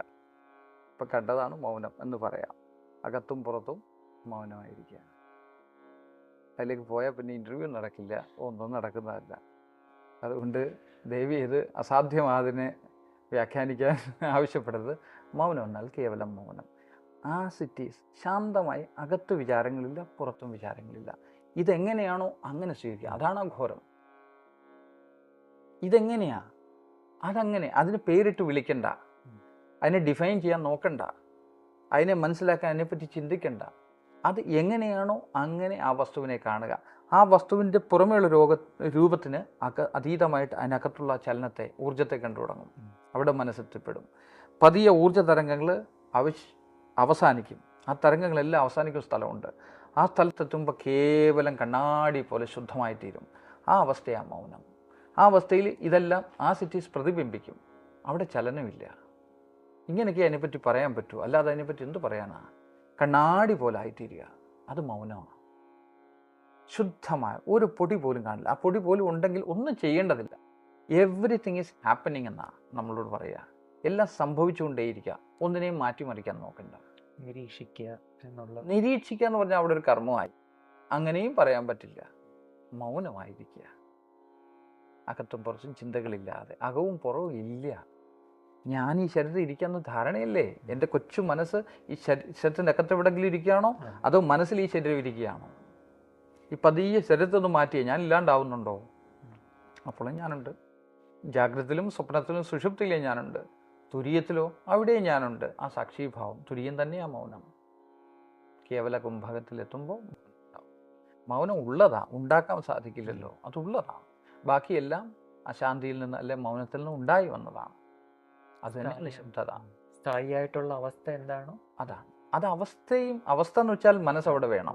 ഇതിന് അവസ്ഥയില്ല. അവസ്ഥാതീതം എന്നേ പറയാൻ പറ്റൂ. ആ അവസ്ഥയ്ക്കാണ് അഘോരം എന്ന് വിളിക്കുക. ആ അവസ്ഥ എന്ന് പറയാൻ പറ്റില്ല എന്ന് പറഞ്ഞെങ്കിലും നമ്മൾ വാക്കുകൾ കൊണ്ട് എന്തെങ്കിലും പറയുമ്പോൾ അങ്ങനെയില്ലേ. ആ അവസ്ഥാതീതമായ അവസ്ഥ, മൗനാവസ്ഥയാണ് അഘോരം എന്ന് വിളിക്കുക. ബാക്കിയൊക്കെ ഘോരം. ഘോരി എന്നാൽ കാളി, ചലനം. അഘോരി എന്നാൽ സാക്ഷാ പരമേശ്വരൻ, അതായത് അവളുടെ കേന്ദ്രബിന്ദു. ആ ബിന്ദു ബാക്കിയെല്ലാം ചലനം തന്നെ. അത് എന്താ പറയുക, അതിന് വൈബ്രേഷൻസ് പറയത്തില്ലേ, അതിനെല്ലാം ഒരു കേന്ദ്രം ഉണ്ടാവും. ഇന്ന് ക്വാണ്ടം ഫിസിക്സ് പറയുന്ന പോലെ എന്താ, പാർട്ടിക്കിൾ ആൻഡ് വേവ്സ്. സെൻറ്ററാണ്, അതിൽ നിന്ന് വേവ്സ് നിരന്തരം ചലിച്ചുകൊണ്ടിരിക്കുക. അതിൻ്റെ പേരാണ് ഓം. ഓം എന്ന് വെച്ചാൽ അയാം, ഞാൻ. അവിടെ മൗനം, പതുക്കെ സോഹം, മൗനം, മൗനം, മൗനം. അതഗാധമായ അനന്തതയിലേക്ക് വ്യാപിക്കുന്ന അനന്ത മൗനം. മൗനം എന്ന് വെച്ചാൽ നിശ്ചലാവസ്ഥയാണെന്നും പറയാൻ പറ്റില്ല. അതായത് അഗാധമായി ആഴങ്ങളിലേക്ക് അങ്ങ് ആണ്ടാണ്ട് പോയിക്കൊണ്ടേയിരിക്കും, അനന്തതയിലേക്ക് പോകും. അതിനെ എങ്ങനെ വ്യാഖ്യാനിക്കും? അതിൻ്റെ സ്പർശം മാത്രമേ നമുക്കുള്ളൂ. പണി തീർന്നാലേ അതിലിരിക്കാൻ പറ്റൂ. പണി തീർന്നാൽ വേറെ എങ്ങോട്ട് പോകാനാ? ഇപ്പം സത്യത്തിൽ പണിയൊന്നുമില്ല. പക്ഷെ ധർമ്മം അതിനെ വിടാൻ പറഞ്ഞിട്ടില്ല. ഉപദേശം ചെയ്യും. സ്വാമിജി, സമാധി എന്നാൽ എന്താണ്? സംസ്കൃതാർത്ഥം വളരെ സരളമാണ്. ധി എന്നാൽ ബുദ്ധി, സമോ എന്നാൽ ഈക്വൽ, ഇക്വിലിബ്രിയം. ബുദ്ധിയുടെ സമനിലയ്ക്കായി സമാധി എന്നുള്ള സരള ഭാഷയിൽ പറഞ്ഞാൽ. ബുദ്ധിയുടെ സമനില എന്ന് വെച്ചാൽ എന്താ? ഈ കാണുന്ന ഈശ്വരനാണെന്നുള്ള ഉറപ്പ്. ആന്തരിക സമാധിയോ മൗനം. ഇതാ സമാധി. സരള ഭാഷ ഇത്രയും മനസ്സിലാക്കിയാൽ മതി. അത് ഇടയ്ക്കിടയ്ക്ക് വന്നു പോകുമ്പോൾ അതിനെ സവികല്പം എന്ന് വിളിക്കും. അത് പെർമനൻ്റ് ആയി കഴിഞ്ഞാൽ അതിനെ നിർവികല്പം എന്ന് വിളിക്കും. ഞാൻ മതിയെന്നാണ് എനിക്ക് തോന്നുന്നത്. ആ സമാധി അവസ്ഥയിൽ നിന്നും ഉണർത്തുന്നത് ആരാണ്? ഞാൻ തന്നെ. എൻ്റെ വിചാരങ്ങൾ, എൻ്റെ വികാരങ്ങൾ. ആ പരമസുഖത്തിൽ നിന്നാണ് ഞാൻ ജനിച്ചത്, അല്ലേ? ജനിച്ചപ്പോൾ അല്പസ്വല്പമൊക്കെ സമാധി അനുഭൂതി ഉണ്ടായിരുന്നു. വീണ്ടും എൻ്റെ ഇന്ദ്രിയങ്ങൾ ഉണർന്നു, വിചാരങ്ങൾ ഉണർന്നു. ഞാൻ ലോകമായിട്ട് ബന്ധം തുടങ്ങി. ലോകത്തേക്ക് ഞാൻ ഒട്ടിപ്പിടിക്കാൻ തുടങ്ങി. എൻ്റെ ഉള്ളിൽ മാലിന്യങ്ങൾ ഞാൻ തന്നെ ഉണ്ടാക്കി കലർത്തി തുടങ്ങി. ഞാൻ പതിയെ സമാധിയെ വിട്ട് താഴോട്ട് അവതരിച്ചു. വീണ്ടും ഇരുട്ടിലേക്ക് ഞാൻ പാഞ്ഞു പോയിക്കൊണ്ടേയിരിക്കുന്നു. ആ സമാധിയിൽ നിന്ന് ഞാൻ എന്നെ ഉണർത്തി. എനിക്കവിടെ പക്ഷെ എന്നെ കൊണ്ടെത്തിക്കാൻ പറ്റില്ല. അതിന് ഗുരു തന്നെ വേണം. ഇരുത്താൻ ഗുരു വേണം. ഉണർത്താൻ നാം തന്നെ മതിയാവും. ശരിക്കും എൻ്റെ പ്രശ്നവും ഞാൻ തന്നെയാണ്.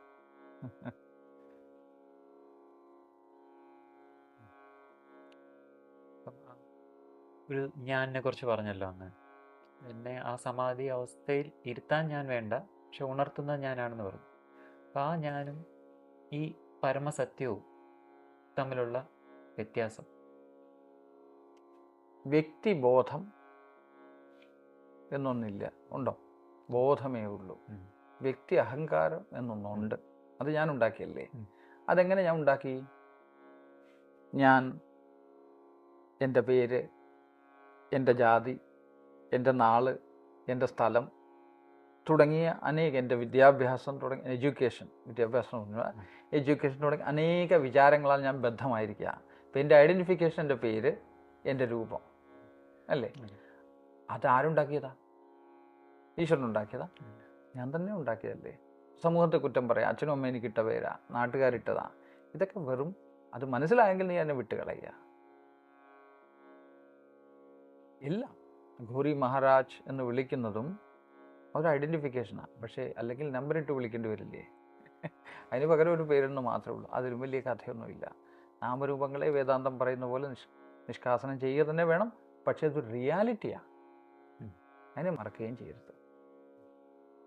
സത്യമല്ല, പക്ഷേ ഒരു റിയാലിറ്റിയാണ്, ഒരു യാഥാർത്ഥ്യമാണ്.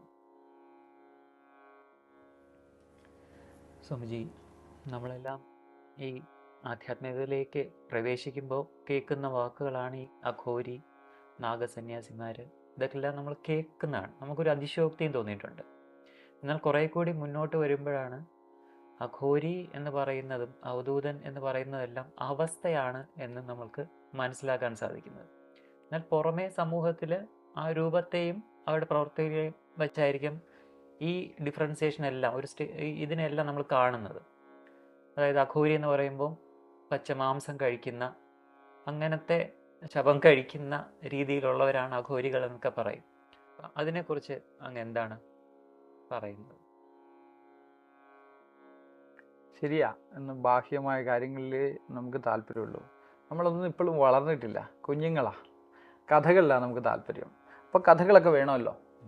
അപ്പോൾ കഥകൾക്ക് വേണ്ടി കുറേയൊക്കെ സൃഷ്ടിച്ചു വിടുന്നു, അവർ തന്നെ സ്വയം ഉണ്ടാക്കുന്നുണ്ട്. കുറേയൊക്കെ ഒരു സത്യത്തെ വേറെ രീതിയിൽ, സിംബോളിസിസം ഉണ്ടല്ലോ. എല്ലാത്തിനെയും പറ്റിയും നമ്മൾ ചന്ദ്രനെ പോലെ സുന്ദരമാണെന്ന് പറയുമ്പോൾ ചന്ദ്രനാകുന്നുമില്ലല്ലോ. ഉപമ അങ്ങനെയുള്ള അലങ്കാരങ്ങളൊക്കെ ഉപയോഗിക്കുന്ന പോലെ ശിവനാണല്ലോ പരമാഘോരി അല്ലേ? അവൻ തന്നെ പരമമായ നാഗയും അല്ലേ? ശിവൻ്റെ അവതാര രൂപങ്ങളാണ് ഇതെല്ലാം എന്ന് പറയും. ശിവൻ്റെ പല മുഖങ്ങളാണെന്നൊക്കെ പറയും. എന്തോ ആയിക്കോട്ടെ, ശിവനാണല്ലോ. അപ്പം ശിവൻ ശ്മശാനത്തിലാണ് വസിക്കുന്നത്. എന്താ, ശിവന് കയറി കിടക്കാൻ വീടൊന്നുമില്ലേ? എൻ്റെ അർത്ഥം അങ്ങനെയാണോ? അവനെ സംബന്ധിച്ച് ഇതൊക്കെ നിസ്സാരമാണ്, ഇതൊക്കെ ചാരമാണ്, ഇതെല്ലാം ഓൾറെഡി ഇല്ലാത്തതാണ്. ഉണ്ടെന്ന് തോന്നുന്നെങ്കിൽ ഇതൊന്നും ജീവനില്ല. അവൻ ശ്മശാനേ വസന്തം അല്ലേ? ശ്മശാനത്തിൽ അവൻ ആനന്ദിച്ചിരിക്കുക എന്ന് വെച്ചാൽ അർത്ഥം എന്തായി? അവൻ ഈ വസ്തുക്കളിലൊന്നും താല്പര്യമില്ല, വിരക്തനാണെന്ന് മാത്രമേ അർത്ഥമാവുന്നുള്ളൂ. എന്ന് വെച്ച് ഇതൊന്നും ഇല്ല എന്നുള്ളത് അർത്ഥത്തിലല്ല. അവൻ ഇതിൻ്റെ യാഥാർത്ഥ്യം അറിയുന്നു. അവൻ കപാലധാരിയാണ് അല്ലേ? അഘോരി കപാലധാരിയാണ്. എന്താ കപാലം? തലയോട്. ഈ തലയ്ക്കകത്ത് ചിന്തകളില്ലാത്ത ശൂന്യമായിരിക്കുന്ന അവസ്ഥ എന്ന് അർത്ഥമാക്കിയാൽ പോരെ. അല്ലാതെ കയ്യിൽ തലയോടും പിടിച്ച് അതിൻ്റെ ആഹാരം കഴിക്കണമെന്നുണ്ടോ? സാധനയ്ക്കുണ്ട്. ശ്മശാന സാധന ഞങ്ങൾക്കുണ്ട്, ചിതാത്രാടകങ്ങളുണ്ട്, കപാല ധാരണം, മാംസഭക്ഷണം, ഇതൊക്കെ ഉള്ളതാണ്. ഇതൊക്കെ ഇതിൽ കൂടെയൊക്കെ നമ്മളും കടന്നു പോയിട്ടുണ്ട്. പക്ഷെ അതൊക്കെ സാധനാകാലത്ത് ഒന്നിനോടും വെറുപ്പ് ഉണ്ടാവരുത്. എല്ലാ ഈശ്വര സ്വരൂപമെന്ന് കണ്ട് ആ മനസ്സിനകത്ത് ഘൃണയുണ്ടായാൽ അഘോരിയാവാൻ യോഗ്യതയില്ല. ഒന്നിനോടും വെറുപ്പുണ്ടാവരുത്, ഒന്നിനോടും ഒട്ടിപ്പിടുത്തം ഉണ്ടാവരുത്. ആ അവസ്ഥയിൽ എത്തിയോ എന്നുള്ള പരീക്ഷണങ്ങൾ മാത്രമാണ്.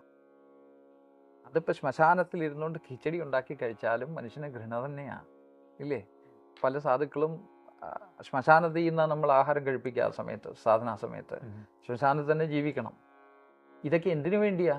ഇത് ഇത്രേ ഉള്ളൂ എന്നറിയാൻ. അതിനുള്ള ഒന്നാന്തരം വിദ്യാലയമല്ലേ ഈ ശ്മശാനം എന്ന് പറയുന്നത്. ഇന്നിപ്പോൾ നമ്മുടെ ഇവിടെ ഒന്നും അത് സാധ്യമല്ല. അതിനൊക്കെ പറ്റുന്ന ചില സ്ഥലങ്ങളുണ്ട്. ഇന്നിപ്പോൾ മണികർണിക ഘാട്ടിലോ ഹരിചന്ദ്ര ഘാട്ടിലോ പോയി 24 മണിക്കൂറും ആൾക്കാർ കുത്തിയിരിക്കുക. ഇരിക്കാൻ പറ്റുമോ? സാധനയൊന്നും സാധ്യമല്ല. പിന്നെ ഒരു കാര്യം കൂടെ മനസ്സിലാക്കണം. സാധനാ സമയത്ത് നമ്മൾ ആരെയും കണ്ടുകൂടാ, ആരുമായിട്ട് സംസാരിച്ചുകൂടാ. കാരണം ആ സമയത്തുണ്ടാകുന്ന ഘോരി അവസ്ഥയാണ്. സമയത്ത് നമുക്ക് നശിപ്പിക്കാൻ പറ്റും. സാധകനെ ശല്യപ്പെടുത്തരുത്. സാധുവിന് കുഴപ്പമില്ല. ഞാൻ പറയാറുണ്ട്, ബ്ലാക്ക് ബെൽറ്റും ബ്രൗൺ ബെൽറ്റും കരാത്തയിലുള്ള വ്യത്യാസം. ബ്ലാക്ക് ബെൽറ്റിന് കൺട്രോൾ ഉണ്ടാവും, റാമ്പലിന് പവർ ഉണ്ടാവും, പക്ഷെ കൺട്രോൾ ഉണ്ടാവില്ല, ഡേഞ്ചറസ് ആണ്. സോ അഘോരി ഘോരി അവസ്ഥയിൽ പോയി ആരെയും ചെന്ന് ചൊറിയരുത്. അപ്പം അതിനുവേണ്ടി കഥകളും ധാരാളം ഉണ്ടാവും. അവിടെ അസ്ഥികഷ്ണങ്ങളും ഇതൊക്കെ കിട്ടുന്നൊക്കെ വാരി വലിച്ച് മാറ്റിയിടും, ആൾക്കാരെ അടുക്കരുത്. പിന്നെ മഹാമോശം തെറി വിളിക്കും, തലയൊട്ടി മാലയൊക്കെ ധരിച്ചെന്ന് ഒരു അടുത്തൊക്കെ വെച്ചെന്ന്, മനുഷ്യന് ഭയം. പക്ഷേ ഇന്നത്തെ കാലത്ത് അത് ഫലിക്കില്ല. അതായിരിക്കും നമ്മെ ഇങ്ങനെ നല്ല വസ്ത്രമൊക്കെ കൊടുത്ത് സമൂഹത്തിൽ ഇറക്കി വിട്ടിരി. കാരണം ഇന്ന് മനുഷ്യന് അതൊക്കെയാണ് കൗതുകം. ഇന്ന് ഹൊറർ മൂവീസൊക്കെ അല്ലേ മനുഷ്യന് ഇഷ്ടം. ഈ ഭയാനകമായ കാര്യങ്ങളോട് ആ മനുഷ്യനെല്ലാം താല്പര്യം. ചെറുപ്പക്കാരെ നോക്കൂ, ഭയാനകമായ പാട്ടുകൾ, ഭയങ്കരമായ കാര്യങ്ങൾ, വളരെ മനുഷ്യൻ സാധാരണഗതി ചിന്തിക്കാത്ത അഡ്വഞ്ചറസ് ആയിട്ടുള്ള ആക്ടിവിറ്റീസൊക്കെ അല്ലേ യുവതലമുറ. കാരണം അവർക്ക് മരണത്തെ ഭയം ഇല്ലാണ്ടായി. ബൈക്കിലൊക്കെ കിടക്കുന്ന കാണിക്കുന്ന കുട്ടികൾ കാണിക്കുന്ന അഭ്യാസങ്ങളൊക്കെ ഒന്ന് നോക്കൂ. ആ ഒരു കാലത്ത് അതങ്ങനെ ഫലിക്കുന്നതല്ല. ഇനി അതിൻ്റെ രഹസ്യങ്ങൾ അനാവരണം ചെയ്യപ്പെടേണ്ടതാണ്. ഇങ്ങനെ അതിനെ മനസ്സിലാക്കിയാൽ മതി. പിന്നെ കഴിക്കുന്നതെല്ലാം മാംസമല്ലേ, ജീവനുള്ളതിനെ കൊന്നല്ലേ നമ്മൾ കഴിക്കുന്നത്. അത് ഉരുളക്കിഴങ്ങിനെ കഴിച്ചാലും നമ്മൾ പച്ചക്കറികളെ കഴിച്ചാലും മാംസം കഴിച്ചാലും അതൊക്കെ ഓരോരുത്തർക്ക് വിധിപ്രകാരം ഉപയോഗിക്കാൻ ആയുർവേദം, തന്ത്രശാസ്ത്രമാണ് ആയുർവേദം. ആയുർവേദം വിധി പറഞ്ഞു തന്നിട്ടുണ്ടല്ലോ, വിധിപ്രകാരം ഉപയോഗിക്കൂ, അതല്ല ഔഷധമാവും, അമൃതാവും. വിധി രഹിതമായിട്ട് ഉപയോഗിച്ചാൽ പച്ചക്കറികളും തമോ ഗുണം ആയിത്തീരും. അത് നമ്മൾ തിരിച്ചറിയാതെ ഒന്നിനെ കയറി പിടിക്കലാണല്ലോ ഇന്ന്. ഇത് നല്ലത്, അത് ചീത്തത്, ഇങ്ങനൊരു വ്യത്യാസം നമുക്കില്ലാത്തത് കൊണ്ട് നമ്മളിതൊക്കെ പറയാൻ ആയുർവേദപരമായിട്ട് യോഗ്യനാന്ന് ധരിക്കുന്നു. സ്വാമിജി, മരണം അല്ലല്ലോ. കണ്ണടച്ചു, കുറച്ചു നേരം ചിന്ത കണ്ണു, അതിനുശേഷം വീണ്ടും കണ്ണിൻ്റെ ചലനം വേറെ തലത്തിലേക്കായി, സ്വപ്നലോകത്തിലേക്ക് പോയി. ആ സ്വപ്നലോകത്തൂടെ നമ്മൾ അഭിരമിച്ച് പലതായി മാറും, പല ശരീരങ്ങളായി മാറും. അവിടുന്ന് വീണ്ടും ഒരു സ്ഥലത്തേക്ക് അങ്ങോട്ട് വീഴും. അവിടെ ഞാനില്ല, നീയില്ല, ലോകമില്ല, ഒന്നുമില്ല. ഞാനില്ല എന്ന് പറഞ്ഞുകൂടാ ആത്മാർത്ഥമായിട്ട് പറഞ്ഞാൽ. പക്ഷേ അവിടെ ഞാനുണ്ട്, ഇല്ല എന്നാണ് അനുഭവം. ഉണർന്നു കഴിയുമ്പോഴല്ലേ അറിയുന്നുള്ളൂ. ആ സമയത്ത് എന്താ സംഭവിച്ചത്? ഞാൻ എവിടെയോ അപ്രത്യക്ഷനായി, ഞാൻ എവിടെയോ എൻ്റെ ബോധം അബോധമായി മാറിയില്ലേ, അബോധത്തിലേക്ക് വന്നു. ഇതാണ് സാധാരണ മരണം. എന്നാൽ ബോധത്തിലേക്കില്ലാണ്ടാവൽ സമാധി.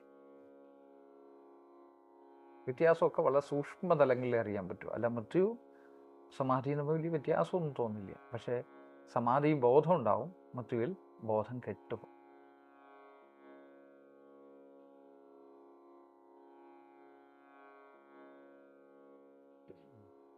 ആ ഒരു സത്യം, അങ്ങ് പറഞ്ഞൊരു സത്യമുണ്ട്, അതിനെ എന്തുകൊണ്ടാണ് ആർക്കും ഉൾക്കൊള്ളാൻ സാധിക്കാതെ വരുന്നത്? സത്യത്തെ എനിക്കെങ്ങനെ ഉൾക്കൊള്ളാൻ പറ്റുക? സത്യത്തിൽ ഞാനില്ലാണ്ടായിത്തീരണ്ടേ. അപ്പം ആർക്കാ ഇതിനുള്ള ആഗ്രഹം? ആർക്കറിയണോ സത്യത്തെ? അത് മൃത്യു തത്വമല്ലേ, അത് പരമേശ്വര തത്വം, ഗുരു പരമേശ്വരൻ. അതിലേക്ക് ഇല്ലാണ്ടാവാൻ ഞാനിവിടെ ആഗ്രഹിക്കുന്നത്. ആഗ്രഹിച്ചാൽ എന്ത് സരളമായി, ഇതിനേക്കാൾ സരളമായ കാര്യമുണ്ടോ? ലോകം ഒരുപക്ഷെ കിട്ടിയില്ലായിരിക്കാം, എൻ്റെ ആഗ്രഹങ്ങൾ പറ്റില്ലായിരിക്കാം. ഇതെന്തുകൊണ്ട് പറ്റുന്നില്ല? അവിടെ എല്ലാം താങ്കൾ സൂചിപ്പിച്ച അഹങ്കാരം മാത്രം അവിഘാതം. അഹങ്കാരത്തെ കൂടെ അവന് സമർപ്പിക്കുക. ഈ ആത്മസത്യത്തെ പോലെ സുലഭമായി എന്താ ഉള്ളത്? സർവ്വം നിറഞ്ഞിരിക്കുന്ന സത്യം അതിസുലഭമാണ്. അത് വേണ്ടാത്തത് കൊണ്ടാണ് കിട്ടാത്തത്. വേണ്ടാതൊരിക്കലും അത് കിട്ടില്ല. എന്നെങ്കിലും ഇതൊന്നും മടുക്കുമ്പോൾ, ഈ സംസാരം ഭാരമായി തോന്നുമ്പോൾ, അവനിലേക്ക് തിരിയുമ്പോൾ പതിയെ പതിയെ മനസ്സിലാവും. അതുവരെ ലോകത്ത് ആസ്വദിക്കുക, ഇവിടെ എന്താ കുഴപ്പം? ഇത് ഈശ്വരൻ്റെ നന്ദനവാടിക എന്നാണ് എൻ്റെ ഗുരുദേവൻ പറയുന്നത്. ഈശ്വരൻ ഉണ്ടാക്കിയ പാരഡൈസ് അല്ലേ, സ്വർഗമല്ലേ ഇത്. ഇവിടെ ആസ്വദിക്കാൻ എന്തേ പറ്റാത്തത്? ആ മനസ്സിനെ ശരിയായ രീതിയിൽ ഉപയോഗപ്പെടുത്തിയാൽ ഈ ലോകം ആസ്വദിക്കാമല്ലോ. ലോകം ആസ്വദിച്ചാലും അവനിൽ തന്നെ എത്തും. പിന്നെ ദുഃഖിക്കുന്നത് എന്താ? ദുഃഖിക്കാനാണ് ആഗ്രഹം. നമുക്കറിഞ്ഞുകൂടാ, നമുക്കിത് വേണം അത് വേണം. ഒരു കുഴപ്പമില്ല, ഇതും അതുമൊക്കെ അവൻ തരും. അമ്മയായി പരാശക്തി പ്രകൃതി സ്വരൂപിണിയായി ഇവിടെ നിൽക്കുന്നു, അച്ഛനായി ബോധമായി നിന്നിലിരിക്കുന്നു, സർവ്വതിലും ഇരിക്കുന്നു. ഇല്ലേ അച്ഛനും അമ്മയും? അതിന് നമുക്കെവിടെ വിശ്വാസം? നമുക്ക് നമ്മുടെ ബുദ്ധിയെയും നമ്മുടെ മനസ്സിനെയും നമ്മുടെ അറിവിനെയും നമ്മുടെ കഴിവിനെയും നമ്മുടെ കുലത്തെയും നമ്മുടെ അഭിമാനത്തെയൊക്കെയാണ് വിശ്വാസം. നമുക്ക് അവനിലും വിശ്വാസമില്ല, അവളിലും വിശ്വാസമില്ല. അതുകൊണ്ട് മാത്രമാണ് കിട്ടാത്ത, വേറെ ഒരു ബുദ്ധിമുട്ടും ഇല്ല. കാരണം ഞാൻ വീണ്ടും വീണ്ടും പറയും, ഇതുപോലെ സുലഭമായൊരു കാര്യമില്ല. വളരെ കഠിനമായിരുന്നു യാത്ര. യാത്ര കഴിയുമ്പോഴല്ലേ മനസ്സിലാവുന്നത്, വീട്ടിൽ നിന്നെങ്കും പോയിട്ടില്ല, സ്വപ്നം കാണുകയായിരുന്നെന്ന്. അതുവരെ ഇത് പിടികിട്ടില്ല. മനസ്സിൻ്റെ ആ ഒരു അറ്റാച്ച്മെൻ്റ് ആയിരിക്കും ഇതിലോട്ട് നമ്മളെ ചിന്തിപ്പിക്കാതിരിക്കുന്നത്? നമ്മൾ വളരെ അറ്റാച്ച്ഡ് നമ്മൾ കുടുംബമായിട്ടും നമ്മുടെ വ്യക്തിത്വമായിട്ടും നമ്മുടെ ജോലിയായിട്ടും പല പല വിഷയങ്ങളുമായിട്ടും നമ്മൾ ഒട്ടിപ്പിടിച്ചിരിക്കുക. അത് താങ്കൾ പറഞ്ഞ വളരെ ശരിയാണ്. അപ്പോൾ അത് ഒട്ടിപ്പിടിച്ചിരിക്കുക, നമ്മളിതിനെ കാണാൻ ശ്രമിക്കുന്നില്ല. പക്ഷേ ഇതിലേക്ക് മനസ്സിനെ വിട്ടാൽ ആ ഒട്ടിപ്പിടുത്തങ്ങളൊക്കെ പതുക്കെ പതുക്കെ മുറിഞ്ഞു പോകുന്ന കാണാം. നമുക്ക് പെട്ടെന്ന് അങ്ങോട്ട് ചാടിക്കയറാൻ പറ്റില്ല. പതുക്കെ പതുക്കെ പതുക്കെ പതുക്കെ പതുക്കെ പതുക്കെ പോകും നമ്മുടെ രീതി. ഒറ്റയടിക്ക് പോലെ അഘോരിയുടെ വഴി എടുത്തൊരു ചാട്ടം, ആ ക്ലിഫിൻ്റെ മേളിൽ, ആ ഹിമാലയ പർവ്വതത്തിന് മേളിൽ ഒറ്റ ചാട്ടം, ചാവട്ടെ, രക്ഷിക്കാൻ നിനക്ക് പറ്റുമെങ്കിൽ രക്ഷിക്കുക. ആ ഒരു മനസ്ഥിതി ഉണ്ടെങ്കിൽ അഘോരി കഠിന മാർഗമാണ്. അല്ലെങ്കിൽ സാധാരണ സുഖകരമായിട്ട് പോയിക്കൂടെ? ഥോടി ഥോടി പിയാക്കറോ എന്നൊക്കെ പാടിയ പോലെ സ്വല്പം സ്വല്പം സ്വല്പം ഈ മധുരരസത്തെ, അനന്തരസത്തെ, ഈ പ്രേമരസത്തെ, ഈ ശാന്തിയെ അല്പം അല്പം കുടിച്ചങ്ങോട്ട് പോവാം. അതിൻ്റെ അതൊക്കെ മനസ്സ് വിഘാതം വരുമ്പോൾ ഒരു കൊടുത്തും മനസ്സിനെ അങ്ങോട്ട് മാറ്റിയേക്കുക. വീണ്ടും അവനിലേക്ക് ഇറങ്ങുക. ആസ്വദിച്ച് പോകാമല്ലോ. ആ മാർഗത്തെയാണ് ഇപ്പോൾ ലോകത്തേക്ക് നമ്മൾ കൊണ്ടുവരുന്നത്. അല്ലാതെ കഠിന മാർഗമൊന്നും ഇന്നത്തെ മനുഷ്യർക്ക് താങ്ങാൻ പറ്റില്ല. അതികഠിനവും പക്ഷേ ഡയറക്റ്റാണ്. ഒറ്റ ചാട്ടം ചാടിയാൽ മതി ഗുരുവിലേക്ക്. ഒറ്റ ചാട്ടം ചാടണം, തീരും, ഉറപ്പാ, അതോട് തീരും. ഒരു ധൈര്യം വേണം. അതുണ്ടാക്കിയേ പറ്റൂ. ആ ധൈര്യം തരണേന്ന് പ്രാർത്ഥിക്കുക നമ്മൾ. അതായേ നമുക്ക് പറ്റുള്ളൂ. പിന്നെ മനസ്സിലായി നിൻ്റെ ഇച്ഛ നടക്കട്ടെ, നിൻ്റെ ഇച്ഛ നടക്കട്ടെ എന്നല്ലാതെ വേറെ പ്രാർത്ഥനയൊന്നും നമുക്കില്ല. തെരി മർജി പൂർണ്ണ ഹോന്ന് പ്രാർത്ഥിക്കും. നിൻ്റെ ഇച്ഛ എന്തുവായാലും, നല്ലത് വന്നാലും ചീത്ത വന്നാലും ഗുണം വന്നാലും ദോഷം വന്നാലും അപകടം വന്നാൽ എന്ത് വന്നാലും നിൻ്റെ ഇഷ്ടമല്ലേ നടക്കൂ. പിന്നെ വഴക്കുണ്ടാക്കാൻ നീയുണ്ട്, എൻ്റെ തന്തയുണ്ട്, തള്ളയുണ്ട്. തള്ളയെ പിടിക്കാത്തതെന്ന് വെച്ചാൽ തള്ള ഇച്ചിരി ഉരുണ്ട് കളിക്കും. അവൾ മനസ്സും കൂടാ, മനസ്സുരൂപിണിയാണ്. അപ്പനാണ് സ്ഥിരമായിട്ട് നോക്കിക്കോളും. അപ്പൻ്റെ കയ്യെ പിടിക്കാൻ നമുക്ക് പറ്റത്തില്ല.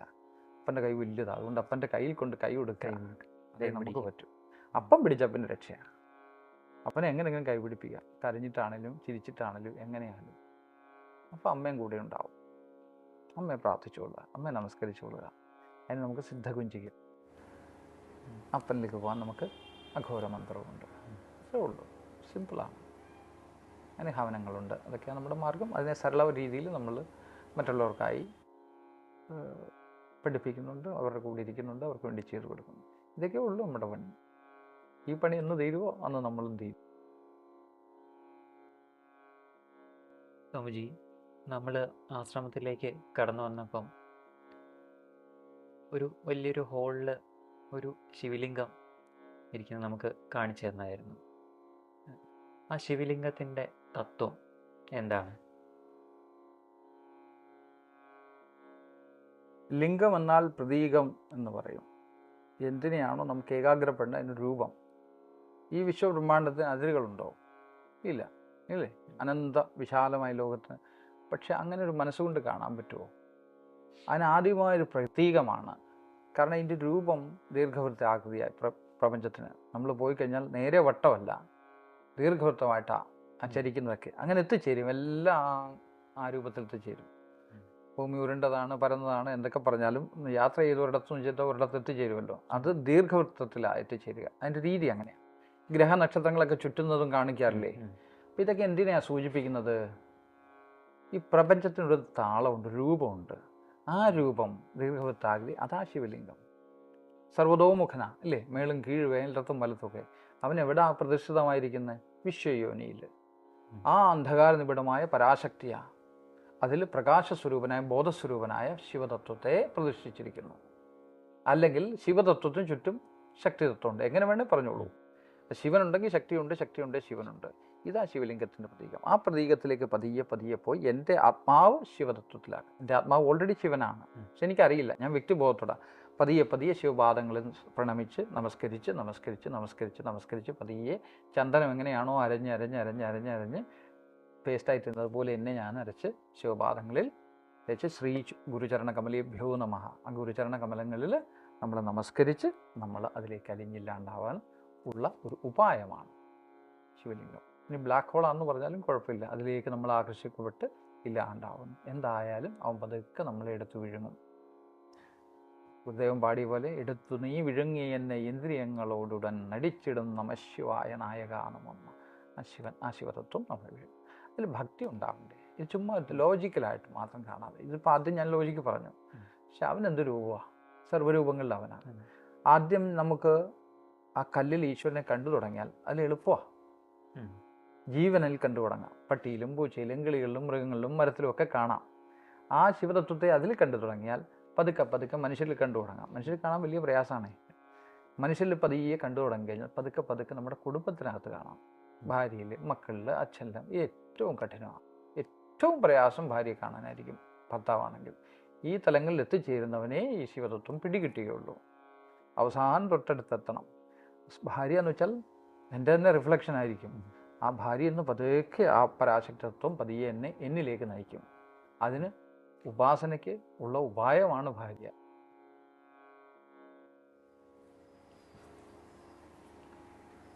സ്വാമിജി, മായ എന്നാൽ എന്താണ്? എൻ്റെ ഗുരുക്കന്മാർ എന്നെ പഠിപ്പിച്ച മായാവ്യാഖ്യാനം ഈശ്വരൻ്റെ പ്രകടരൂപം എന്നാണ്.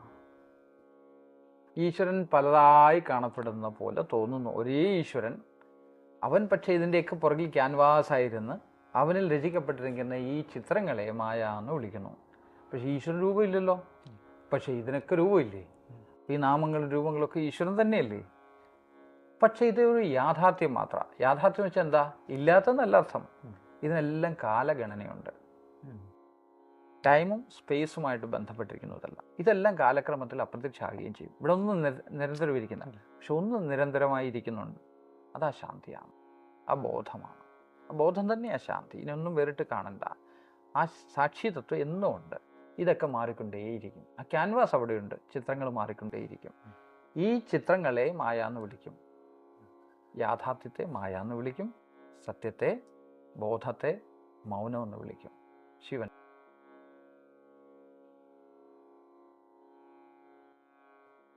പൊതുവെ കേട്ടിട്ടുള്ളത് ശൈവം, ശാക്തേയം, വൈഷ്ണവം എന്ന് കേട്ടിട്ടുണ്ട്. അതിൻ്റെ ആ ഒരു പ്രാധാന്യം, അല്ലെങ്കിൽ അതെന്തുകൊണ്ടായിരിക്കും അങ്ങനെ വിവിധ രീതിയിൽ കാണുന്നത്? ഉദാഹരണം പാടിയിട്ടില്ലേ? പലർക്കും അറിയണമെന്നിട്ടല്ലോ പല ജാതി പറയുന്നു ശാസ്ത്രങ്ങൾ. ശാസ്ത്രങ്ങൾ അനേകമുണ്ട്. എല്ലാവർക്കും ഒരേ സ്വഭാവമല്ലല്ലോ. ഓരോരുത്തർക്കും ഓരോ രീതിയല്ലേ. ചിലർക്ക് വിഷ്ണു രൂപത്തെ ഇഷ്ടം, ചിലർക്ക് മാനേജ്മെൻറ്റ് ഇഷ്ടം, ഈ കളിച്ചിരിച്ചൊക്കെ പോകാൻ ഇഷ്ടം. അവർ വിഷ്ണുവിനെ ഇഷ്ടപ്പെടട്ടെ. ചിലർക്ക് ശാന്തമായിരിക്കാൻ ഇഷ്ടം, അവർ ശിവനെ ഇഷ്ടപ്പെടട്ടെ.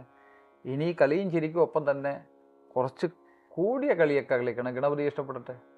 എന്നാൽ ഇതൊന്നും വേണ്ട, ജ്ഞാനത്തെ മാത്രം പിടിക്കട്ടെ, മുരുകനെ ഇഷ്ടപ്പെടട്ടെ. ശക്തിയെ പല ഭാവങ്ങളിൽ ആരാധിക്കട്ടെ.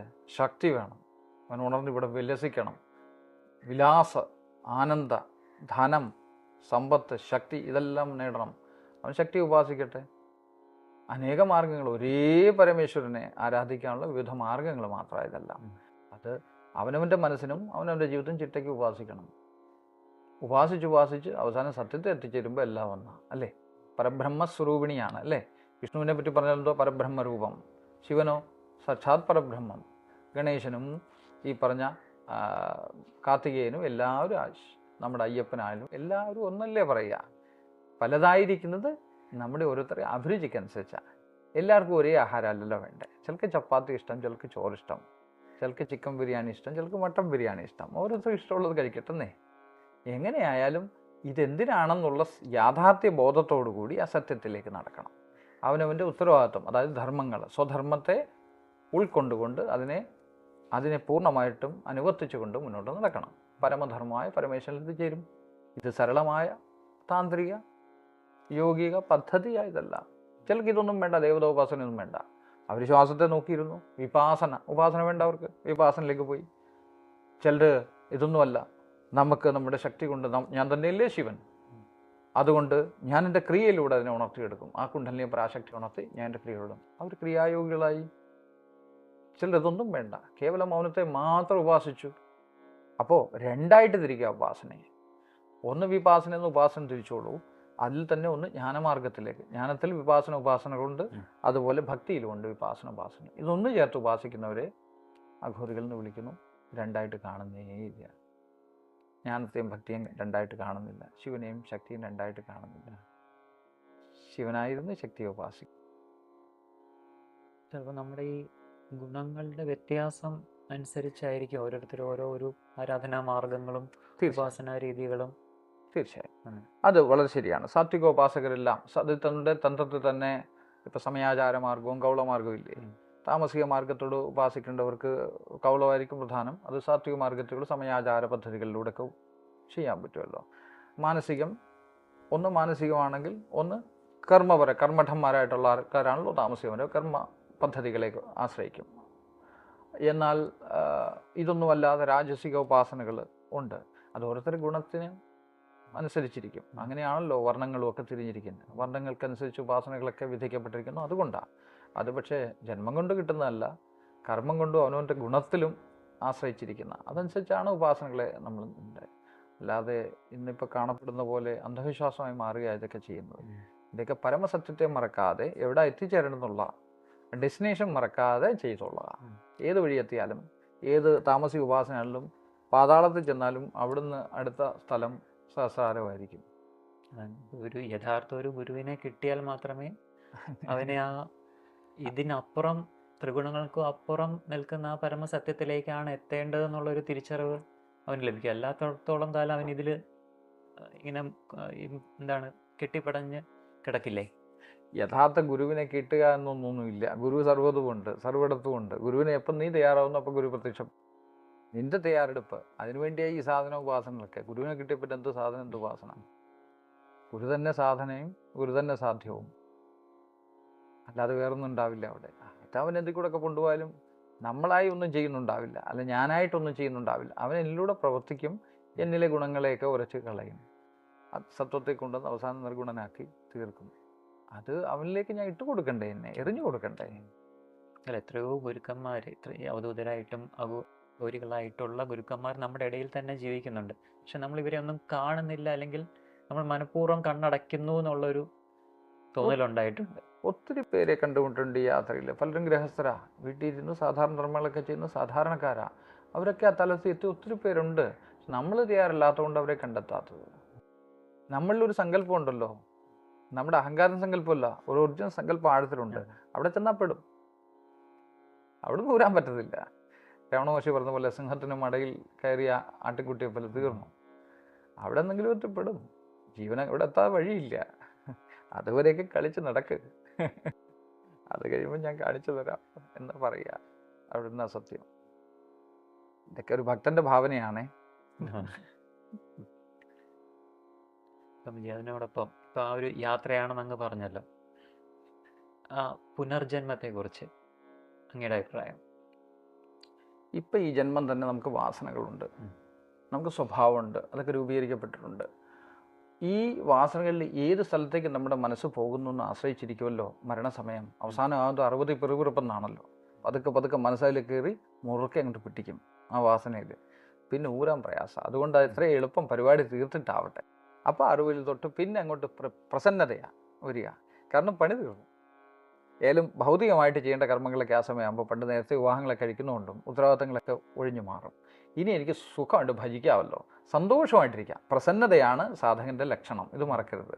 ആ പ്രസന്ന ഭാവത്തോടു കൂടി അവൻ ആ കെട്ടുകളിൽ നിന്ന് അഴിഞ്ഞു പോകാനുള്ള സമയമാണ് സത്യത്തിൽ. കാരണം 60 ആകുമ്പോൾ വീണ്ടും ജനിച്ച പോലെ ഗ്രഹനക്ഷത്രങ്ങളൊക്കെ വീണ്ടും അതേ അവസ്ഥയിലെത്തും. അവന് ബാക്കി കിടക്കുന്ന എല്ലാം കത്തിച്ച് കളയാൻ ആവശ്യത്തിന് ആയുസുണ്ട്. 120 പണ്ട് ആയുസ്. അപ്പോൾ ആയുസോടു കൂടി അവന് മുന്നോട്ട് പോവാം. അവൻ്റെ സാധനങ്ങളൊക്കെ പൂർണ്ണമായിട്ട് ചെയ്യാം. അതിന് രാജാക്കന്മാരെല്ലാം വനപ്രസ്ഥമാണല്ലോ, വനത്തിലേക്ക് പോവുകയാണല്ലോ ചെയ്തുകൊണ്ടിരുന്നത്. വനത്തിലൊന്നും പോകണ്ട, മുറിക്കാതിരുന്നാലും മതി, സ്വസ്ഥമായിട്ടിരുന്നാൽ മതി, വേണ്ടാത്ത കാര്യങ്ങളൊന്നും ഇടപെടാതിരുന്നാൽ മതി. പക്ഷേ ഇന്നത് സാധ്യമാണോ? 60ഓടുകൂടി ഈ പെറുപിറുപ്പും മുറുമുറുപ്പൊക്കെ കൂടി വരിക ചെയ്യുന്നത്. പതുക്കെ പതുക്കെ പതുക്കെ പതുക്കെ മനസ്സ് ഉറഞ്ഞുറഞ്ഞുറഞ്ഞ് അവസാനം മനസ്സ് ആ പ്രാണനുമായിട്ട്, അതിന് അനുയോജ്യമായ പ്രാണന്, നമ്മുടെ ശരീരത്തിലുള്ള പ്രാണനും ഒക്കെ ആയിട്ട് ഒന്ന് ചേർന്ന് മനസ്സ് മുറുകും. ആ പ്രാണനും മനസ്സും കൂടെ ആ ശരീരത്തിൽ നിന്ന് ബഹിർഗമിക്കുന്നത്. അത് വേറെ ശരീരത്തെ പിടിക്കാതിരിക്കാൻ പറ്റുമോ? അതിനനുസൃതമായ ഏത് യോനിയിലാണോ, അത് 84 യോനികൾ പറയുന്നു, 54 ലക്ഷം. അതിലെവിടെയോ പോയി പെടാം, ആർക്കറിയാം? അതുകൊണ്ട് പറയും അന്തമത സ്വഗത. എവിടെയാണോ മതി ഉറച്ചിരിക്കുന്നത് അന്തത്തിൽ, അതായത് മൃത്യുസമയത്ത് എവിടെയാണോ മതി ഉറച്ചിരിക്കുന്നത് അങ്ങോട്ടാണ് ജീവൻ്റെ ഗതി. അതെവിടെന്ന് ആർക്ക് പറയാൻ പറ്റും? അവനൊന്നും തന്നെ തീരുമാനിക്കേണ്ട കാര്യമാണ്. പലരും, നമ്മളൊക്കെ ചെറുപ്പക്കാരാണ്, ആധ്യാത്മികതയിലേക്ക് കടന്നു വരുമ്പോൾ പറയും ഇപ്പോഴൊന്നും അതിൻ്റെ സമയമായിട്ടില്ല, 60 വയസ്സ് കഴിഞ്ഞതിന് ശേഷം ഇതിലേക്ക് കടന്നു വന്നാൽ മതിയെന്ന് നമ്മൾ പലപ്പോഴും, നമ്മൾ സാധകരെല്ലാവരും കേൾക്കേണ്ടി വന്നിട്ടുള്ള ഒരു ചോദ്യമാണത്. അതാരാ പറയുന്നതെന്ന് കൂടെ നോക്കണം. മായ പറഞ്ഞു തരുന്നത്. ഞാൻ ജനിച്ചപ്പോൾ തന്നെ എൻ്റെ അമ്മ വയറ്റിൽ കിടന്നപ്പോഴും അങ്ങനെയായിരുന്നു. കുട്ടിക്കാലം ചോദിച്ചില്ല, അതപ്പോൾ പറയാൻ പറ്റില്ല. അമ്മ 5 വർഷത്തോളം സാധന ചെയ്തപ്പോഴാണ് ഈ ശരീരം ഈ ഭൂമി വന്നത്. അതുകൊണ്ട് അമ്മ കൊച്ചിലെ പറഞ്ഞ് എല്ലാ ഈശ്വരനാണെന്ന് പറഞ്ഞു. അതങ്ങ് ഉറച്ചു. അന്ന് തൊട്ട് അതിനെ കണ്ടെത്താനുള്ള മാർഗം മാത്രം ഗുരുവിനെ അന്വേഷിക്കുക. അമ്മ പറഞ്ഞു ഗുരു സരസ്വതി, ഇതിൻ്റെ ഉപാസനകൾ മാത്രമേ ചെയ്യുള്ളൂ. അപ്പോൾ ആ വഴിയിലൂടെ എല്ലാ കൊച്ചിലും നടന്നു പോയത്. അന്ന് അമ്മ പറഞ്ഞു, അത് ഞാൻ കേട്ടു. പക്ഷെ പിൽക്കാലത്ത് അമ്മ തന്നെ പറയുന്നത് കേട്ടു, ഇപ്പോഴേ നീ ഇതൊക്കെ ഉപേക്ഷിക്കേണ്ടതുണ്ടോ എന്ന്. കൊച്ചിലോടും അമ്മയോടും അച്ഛനോടും ഞാൻ പറഞ്ഞിരുന്നു, നിങ്ങൾ എൻ്റെ അച്ഛനും അമ്മയല്ല, നിങ്ങൾ ഈ ശരീരത്തിൻ്റെ അച്ഛനും അമ്മയാണ്. എൻ്റെ അച്ഛനും അമ്മയെ എനിക്ക് അന്വേഷിച്ചേ മതിയാവും. അപ്പോൾ അച്ഛൻ പറയും ഞാൻ ഒരു നക്സലൈറ്റ് ആവുമെന്ന്, അമ്മ പറയും ഒരു സന്യാസി ആവുമെന്ന്. ഏതായാലും സന്യാസിയായി, നക്സലൈറ്റുമായി, എല്ലാമായി. കാരണം അഘോരി നക്സലൈറ്റ് ആണല്ലോ. അവരെല്ലാം പറഞ്ഞ് ശരിയായി വന്നു. കൂടാതെ വിവാഹം കഴിച്ച് ഗൃഹസ്ഥനുമായി. ഇതൊക്കെ കൂടെ കടന്നു പോകാൻ ഈശ്വരാധീനം കൊണ്ട് എല്ലാം സാധിച്ചു. അതിനൊപ്പം ഇപ്പോൾ അത്യാവശ്യം കാര്യങ്ങളെപ്പറ്റി ഗ്രഹിക്കാൻ സാധിച്ചു. എന്നെക്കൊണ്ട് കുറച്ചൊക്കെ ലോകത്തിന് ഉപകാരമുണ്ടെന്ന് തോന്നുന്നു. എനിക്കറിഞ്ഞുകൂടാ. അതിനുവേണ്ടിയുള്ള പ്രയത്നങ്ങൾ എൻ്റെ ഗുരു ആവശ്യപ്പെട്ട പോലെ ഞാൻ ചെയ്യുന്നു. ഇത്രയൊക്കെ നമുക്കറിയുള്ളൂ. ആൾക്കാരെന്ന് നമ്മളോട് പറയുന്നത് അവർക്ക് ഭയമാണ് അധ്യാത്മത്തെ. കാരണം അവർക്കറിയാം ഇത് യഥാർത്ഥ മൃത്യുവാണ്, ഈ ലോകത്ത് നൂരും. അത് പാടില്ലല്ലോ.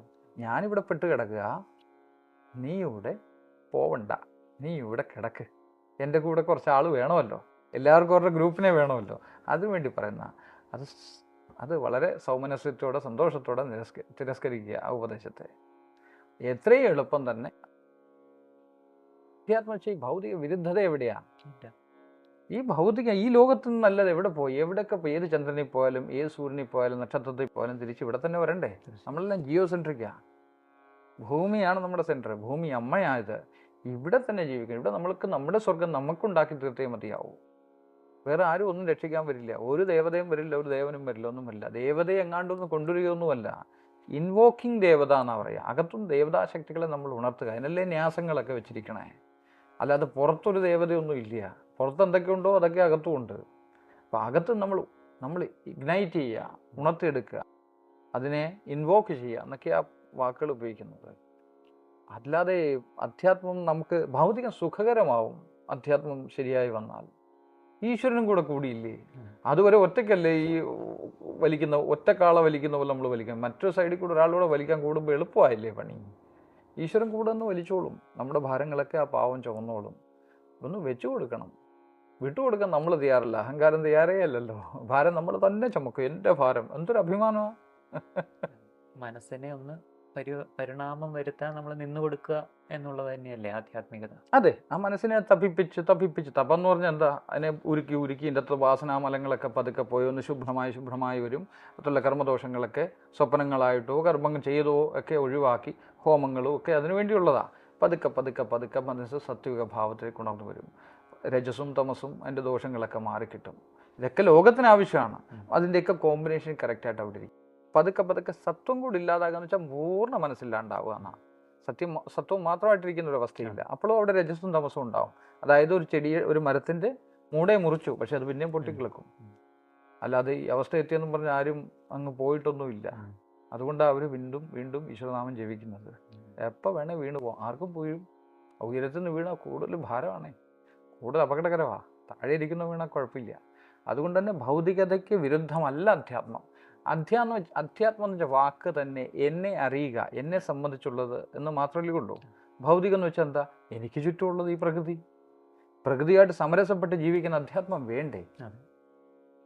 കണക്ഷൻ കിട്ടണമെങ്കിൽ അധ്യാത്മമേ പറ്റൂ. അല്ലാതെ എന്താ? ഈ അധ്യാത്മം വെച്ചാൽ അത് അനുഭൂതി മറ്റുള്ളവർക്ക് പറഞ്ഞു കൊടുക്കുന്ന ഭാവമാണ് പ്രേമം. എല്ലാത്തിനെയും പ്രേമിക്കുക, എല്ലാത്തിനും ഇരിക്കുന്ന ആ ഈശ്വരനെ അല്ലേ നമ്മൾ കാണേണ്ടത്. ആ ഈശ്വരനെ പ്രേമിച്ചു തുടങ്ങിയാൽ ഭൗതികം തന്നെയല്ലേ അത്.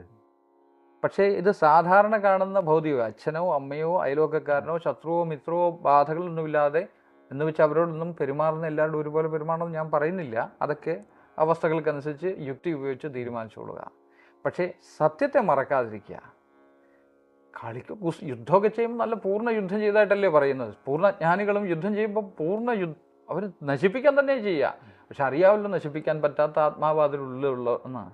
ആ സത്യത്തെ കണ്ട് തന്നെ യുദ്ധം ചെയ്യുമ്പോൾ ആ യുദ്ധം പോലും ധർമ്മയുദ്ധമായിത്തീരുന്ന ഒരു ഭൂമിയല്ലായിരുന്നു നമ്മുടേത്. അപ്പോൾ എവിടെ അർജുനോട് പറഞ്ഞോ കൃഷ്ണൻ, നീ പണിയൊക്കെ വിട്ടിട്ട് വീട്ടിൽ വാ, ഞാൻ കുറച്ച് സ്ഥലം തരാം, അവിടെ നല്ലൊരു വീടും കെട്ടി അവിടെ ഇരുന്നോളാൻ. നീ യുദ്ധം ചെയ്യണം, നിന്റെ പണിയാ അത്. നീ ക്ഷത്രിയനാ, നിന്റെ ഉള്ളിൽ ആ രജോ ഗുണമുണ്ട്, നിനക്ക് യുദ്ധം ചെയ്തേ മതിയാവൂ. ഇനി ഒളിച്ചോടിയാൽ നിനക്ക് നാണക്കേടാ. യുദ്ധം ചെയ്താലോ ഒന്ന് ഇനി മരിച്ചു പോകും, മരിച്ചാൽ നിനക്ക് വീരസ്വർഗം കിട്ടും, ജയിച്ചാലോ രാജ്യവും കിട്ടും. എന്തായാലും യുദ്ധം ചെയ്യുന്നത് തന്നെ ശ്രേയസ്കരം. അതുകൊണ്ട് അവൻ്റെ പണിയെടുക്കാൻ അധ്യാത്മം പഠിപ്പിക്കുക. ഗുരുവിൻ്റെ അടുത്ത് നിന്നാലും ഗുരു നേരെ വീട്ടിൽ നിന്ന് വിളിച്ചോണ്ടൊന്നും പോകത്തില്ല. അങ്ങനെയാണ് എന്നെ എടുത്തങ്ങ് വിഴുങ്ങിയാൽ പോരെ. എന്നെ ഇവിടെ പറഞ്ഞ പണി എടുക്കാനാ. ഞാൻ ഈ പണി ഇന്നലെ ഒഴിവാകാൻ വേണ്ടി പോയ ആളാ. എല്ലാത്തിൽ നിന്നും ഒന്ന് മരിച്ച് കിട്ടിയാൽ മതി. അത് സകലം നോക്കി, എന്നെ കൊണ്ട് നടക്കില്ല. മരണം പോലും എൻ്റെ കയ്യിലല്ല. എനിക്ക് മരിക്കാൻ പോലും പല ആത്മഹത്യാ വഴികളൊക്കെ നോക്കിയിട്ടൊന്നും രക്ഷപ്പെട്ടില്ല. ശരിക്കും ഇപ്പം അങ്ങ് ഒരു ഗുരുവിനെ കണ്ടെത്തി കഴിഞ്ഞ് വേറൊരു മാർഗത്തിലേക്ക് അല്ലെങ്കിൽ ലക്ഷ്യത്തിലേക്ക് പോയി. അപ്പം അത് തന്നെയായിരിക്കുമല്ലോ ഒരു പുനർജന്മം എന്ന് പറയുന്നത്.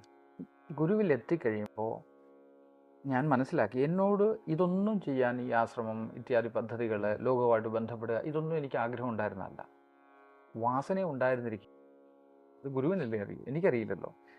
പക്ഷേ എനിക്ക് കാണാവുന്ന തലങ്ങളിൽ വരെ, എൻ്റെ അൺകോൺഷ്യസ് അല്ല സബ് കോൺഷ്യസിൻ്റെ ഡീപ്പർ വരെ ഞാൻ നോക്കിയിടത്തോളം എനിക്ക് ഇങ്ങനെയുള്ള പ്രശ്നങ്ങളൊന്നുമില്ല എന്നാണ് ഞാൻ ധരിച്ചിരുന്നത്. അൺകോൺഷ്യസ് അത് കിടപ്പുണ്ടാവും. അതിപ്പോൾ നമ്മുടെ മുജ്ജന്മങ്ങളൊക്കെ കണക്ട് ചെയ്ത് വരും, നമുക്ക് മനസ്സിലായി ഇന്ന കാര്യം കൊണ്ടല്ലേ ഗുരു എന്നെ പിടിച്ചുകൊണ്ട് ഇവിടെ കൊണ്ടിരുത്തി, കുടുംബത്തിരുത്തി. ഇന്ന കാര്യങ്ങൾ വൈദ്യനായിരിക്കാൻ പറഞ്ഞു, ഉത്തരവാദിത്തം ചെയ്യാൻ. ഞാൻ പറഞ്ഞു എനിക്കൊന്നും അറിയില്ല, അറിഞ്ഞതൊക്കെ മറന്നുപോയി, എൻ്റെ തലയെല്ലാം കാലിയായിപ്പോയി, ചിന്താശൂന്യമായിപ്പോയി, എന്നെ കൊണ്ട് ഒന്നിനും കൊള്ളില്ല, ശരീരവും ക്ഷയിച്ചു, എല്ലാം എൻ്റെ നഷ്ടപ്പെട്ടു.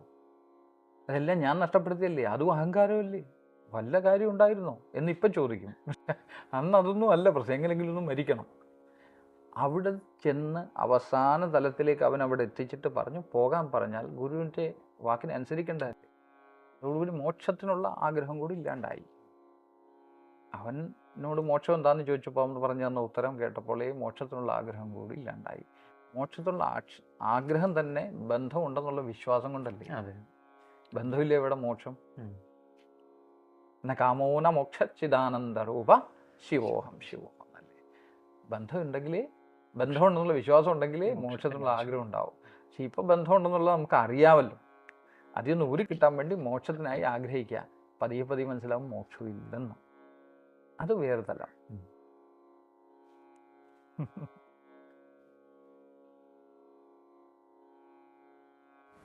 മൃത്യുവും മുക്തിയും ഇതിനെക്കുറിച്ചുകൂടെ.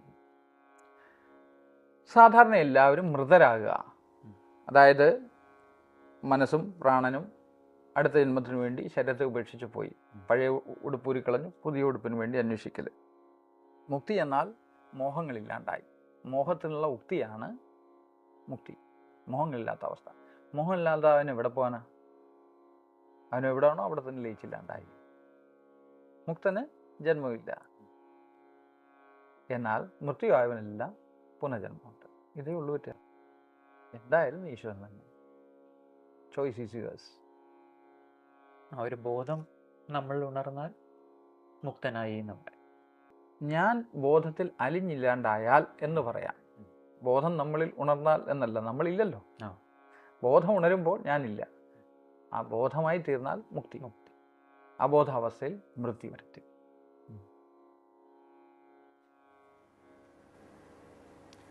സ്വാമിജി നമ്മുടെ ഈ സത്സംഗത്തിനിടയിൽ പലപ്പോഴും അങ്ങ് പ്രണയത്തെക്കുറിച്ച്, പ്രേമഭാവത്തെക്കുറിച്ച് പറയുന്നുണ്ടായിരുന്നു. അങ്ങനെ നോക്കുമ്പോൾ പ്രാണൻ, പ്രാണായാമം, പ്രണയം ഇവ തമ്മിലുള്ള ഒരു കണക്ഷൻ. മനോഹരമായ ചോദ്യം അത്.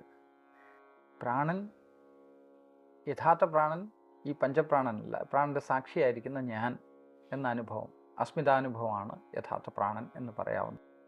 അതുണ്ടല്ലോ. ഇനി എന്നെ എങ്ങനെ ആയാമം ചെയ്യുക? പ്രാണനെ എങ്ങനെ ആയാമം ചെയ്യുക? എന്നെ അറിയണ്ടേ? എന്നെ അറിഞ്ഞാൽ ഞാൻ എങ്ങനെ ശരീരത്തിൽ ചരിക്കുന്ന മനസ്സിലാവും. എന്നെ അറിഞ്ഞാൽ ഞാൻ എങ്ങനെ പ്രപഞ്ചമായിട്ടിരിക്കുക എന്ന് മനസ്സിലാവും. അങ്ങനെ ഉണ്ടാവുന്ന ഒരു അവസ്ഥയെ പ്രണയം അല്ലെങ്കിൽ പ്രേമം എന്ന് വിളിക്കുന്ന എനിക്കിഷ്ടം. പ്രേമം ആ വാക്കിന് എത്ര സുഖകരമാണ് നോക്കി. റാം എന്നാണ് ഞങ്ങൾ അതിനെ വിളിക്കുക. റാം, രാമ അല്ല, റാം. 2 രാ 1 അരിഞ്ഞില്ലാണ്ടാവൽ, ചന്ദ്രക്കലയിട്ട് കത്ത്, റാം. അതിനെ ഞങ്ങൾ പ്രേമം എന്ന് വിളിക്കും. ആ പ്രേമഭാവം നമ്മളുടെ മനസ്സിൻ്റെ പൂർണ്ണതയിലുള്ള വികാസമാണ് പ്രേമം. നമുക്കൊരു വ്യക്തിയോട് തോന്നുന്നത് ഈ പ്രണയം എന്നൊക്കെ വിളിക്കാമല്ലോ, അല്ലെങ്കിൽ ഇഷ്ടം, സ്നേഹം. പക്ഷെ ഇന്ന് കാലത്ത് പ്രേമം എന്ന വാക്കിനെ ഒത്തിരി തെറ്റിദ്ധരിച്ചിരിക്കുന്നു. നാം പ്രണയം എന്ന് പറയുമ്പോൾ നമുക്ക് അങ്ങയെ പ്രണയിക്കാം, നമുക്ക് അങ്ങയെ പ്രേമിക്കാം. പ്രണയിക്കുമ്പോൾ നമ്മൾ വ്യക്തികളാണ്, പ്രേമിക്കുമ്പോൾ താങ്കൾ ഈശ്വരനാണ്. ഞാൻ തന്നെയാണ് ഇതായിരിക്കുന്നത്, ഞാൻ തന്നെയായി കാണുന്നതൊക്കെ. എനിക്ക് എന്നോടുള്ള അപാരമായ അനുഭൂതിയാണ് ആ പ്രേമം. ആ പ്രേമത്തിൽ മനസ്സ് എക്സ്പാൻഡ് ആവും, പരാശക്തി നമ്മൾ ഉണരുക ചെയ്യുന്നത്. പ്രപഞ്ചം മുഴുവൻ കവർന്നു നിൽക്കുന്ന ഈ വസുധൈവ കുടുംബകം, വിശ്വമേവ കുടുംബകം എന്നുള്ള അവസ്ഥയിലേക്ക് പതുക്കെ പതുക്കെ പതുക്കെ മനസ്സുണ്ടാകും. അതിലുണ്ടാകുന്ന അവാച്യമായ ആനന്ദാനുഭൂതി ഉണ്ടാകും. കുമളകൾ പൊട്ടും. കാരണം ആ ശാന്തി അകത്തിരുന്നപ്പോൾ വ്യക്തമായിട്ട് ക്ലിയറായി വരും ശാന്തി. പ്രേമം നിറയുമ്പോൾ നമുക്ക് എവിടെ പ്രശ്നം ഒന്നുമില്ലല്ലോ. ആ പ്രേമം കൊണ്ട് നാം നിറയുമ്പോൾ നമ്മളുള്ള ആ ശാന്തിയിൽ നിന്ന് കൊമ്മളകൾ ഇങ്ങനെ പൊട്ടിവരും, ആനന്ദാനുഭൂതി ഉണ്ടാവും, പ്രസന്നഭാവമായിത്തീരും. ആദ്യമൊക്കെ അത് എക്സ്റ്റസി എന്നൊക്കെ പറയുന്ന വാക്കുകൾ, പതുക്കെ പതുക്കെ യുഫോറിയ എന്ന് പറയും, പ്രസന്നമായിരിക്കുന്ന അവസ്ഥ. ആ പ്രസന്നമായിരിക്കുന്ന അവസ്ഥയിൽ ഇതൊക്കെ എങ്ങനെയാണ് മാനേജ് ചെയ്യപ്പെടുന്നത് മനസ്സിലാവും. ആ അവസ്ഥയാണ് വിഷ്ണുതത്വം, ഗണേശതത്വം എന്നൊക്കെ പറയും. പതുക്കെ അത് ഇങ്ങനെ ശാന്തമായി ഒതുങ്ങും. പ്രാണൻ തന്നെയാണ് ആയാമം ചെയ്യപ്പെട്ട് പ്രേമമായി മാറുന്നത്. പ്രേമം തന്നെ പതിയെ ഒതുങ്ങി ഒതുങ്ങി ഒതുങ്ങി കുംഭകത്തിലെത്തി ഒതുങ്ങി ഒതുങ്ങി ഒതുങ്ങി പ്രാണനായിത്തീരും. പ്രാണൻ തന്നെയാണ് ഇതെല്ലാം. പ്രാണൻ്റെ പല രൂപങ്ങളെന്ന് വേണേൽ പറയാം. പ്രാണൻ തന്നെയാണ് മനസ്സാവുന്നതും, പ്രാണൻ തന്നെയാണ് ജീവനായിരിക്കുന്നു, പ്രാണൻ തന്നെയാണ് ലോകമായിരിക്കുന്നു. സർവത്ര ഒരേ പ്രാണൻ. ആ പ്രാണനോ ഞാൻ തന്നെ. ഗുരുവിനെ പ്രേമിക്കാൻ നമ്മൾ എന്താണ് ചെയ്യേണ്ടത്? ഇതിനേക്കാളും നല്ലൊരു വിഷയമില്ല. ഒന്നും ചെയ്യണ്ട, ചുമ്മാ അങ്ങ് പ്രേമിച്ചാൽ മതി. ഗുരുവിനെ കാണുമ്പോൾ എനിക്ക് പൊതുവേ സിനിമാ പാട്ടൊന്നും ഇഷ്ടമല്ലായിരുന്നു. പക്ഷെ എൻ്റെ ഗുരുവിൻ്റെ മുന്നിൽ പോയിരുന്ന എനിക്ക് ഭജനയൊന്നുമല്ല, ഹിന്ദി പാട്ടുകളൊക്കെ വരിക. തെരി ആँखों के सिवा दुनिया में रखा क्या है. നിന്റെ കണ്ണുകളല്ല എന്താ ഈ ലോകത്തുള്ളത്. അവൻ്റെ കണ്ണിലേക്ക് നോക്കിയിരിക്കുമ്പോൾ ഞാൻ പതിയെ സ്ത്രീയായി മാറും. ഞാനില്ല, ഇവിടെ പുരുഷനില്ല. ഈ ശരീരങ്ങളൊക്കെ സ്ത്രീയാ, പ്രകൃതിയുടെ ഇല്ലേ ശരീരം. ഈ മനസ്സോ അതും പ്രകൃതി തന്നെ. എൻ്റെ മനസ്സും ശരീരമൊക്കെ ശ്രൈണ തത്വമാണ്. അവനോ സാക്ഷാത് പുരുഷൻ, അവൻ കേവല ശാന്തി. അവനെ കാണുമ്പോൾ ഉള്ളിലുണർന്ന പ്രേമം, അനുഭൂതി എന്തു പറയാനാ. അവനെ എങ്ങനെ പ്രേമിക്കാന്ന് യോജിക്കുന്നത് തന്നെ വിഡ്ഢിച്ചോദ്യമായി തോന്നാം. അവനെ എങ്ങനെയാ പ്രണയിക്കാതിരിക്കുക, എങ്ങനെയാ പ്രേമിക്കാതിരിക്കുക? പ്രേമം അവനോടേ ഉള്ളൂ, കാരണം അവനല്ലേ ഉള്ളൂ. അതുകൊണ്ട് സർവ്വതിനെയും പ്രേമിക്കുന്നെന്ന് പറയുന്നെങ്കിലും സത്യത്തിൽ അവനെ മാത്രമേ പ്രേമിക്കുന്നുള്ളൂ, അവൻ മാത്രമേ ഉള്ളൂ. അങ്ങനെയുള്ള പാട്ടുകളൊക്കെ മനസ്സിൽ വരും. പൽ പൽ ദിൽ കെ പാസ് തും രഹത്തി ഹോ എന്നാ പാട്ട്. ഞാൻ പാടുന്നത് ഇങ്ങനെയാ, പൽ പൽ ദിൽ കെ പാസ് തും രഹത്തെ ഹോ, जीवन मीठी प्यार ये कहते हो, पल पल दिल के पास केवल तुम ही रहते हो. ഇങ്ങനെയൊക്കെ പാടുക. അല്ലാതെ എന്ത് ഞാൻ ചെയ്യും? അല്ലാതെ എനിക്ക് എന്ത് ചെയ്യാൻ പറ്റും? കണ്ണുകൾ നിറഞ്ഞൊഴുകും, ഹൃദയത്തിൻ്റെ ഇടുപ്പൊക്കെ വേറെത്തോ താളത്തിലേക്ക് മാറും. പ്രാണൻ ആയാമം ചെയ്യപ്പെടും.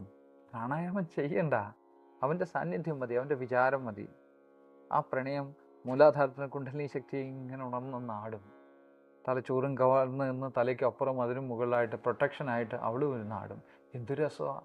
പ്രകൃതി മൊത്തം ആ താണ്ഡവും ലാസ്യം ഇതൊക്കെ കളിച്ചു തുടങ്ങും. നമുക്ക് ചുറ്റും രാമൻ വരുമ്പോൾ മരങ്ങളൊക്കെ പുഷ്പിച്ചു, പൂക്കൾ കൊഴിച്ചു എന്ന വൃഷ്ടി, അതുപോലൊരു അനുഭവം. മനോഹരമായി, എല്ലായിടവും സുന്ദരം, സുഖകരം, ആനന്ദം. ഇതല്ലാതെ ഒന്നുമില്ല.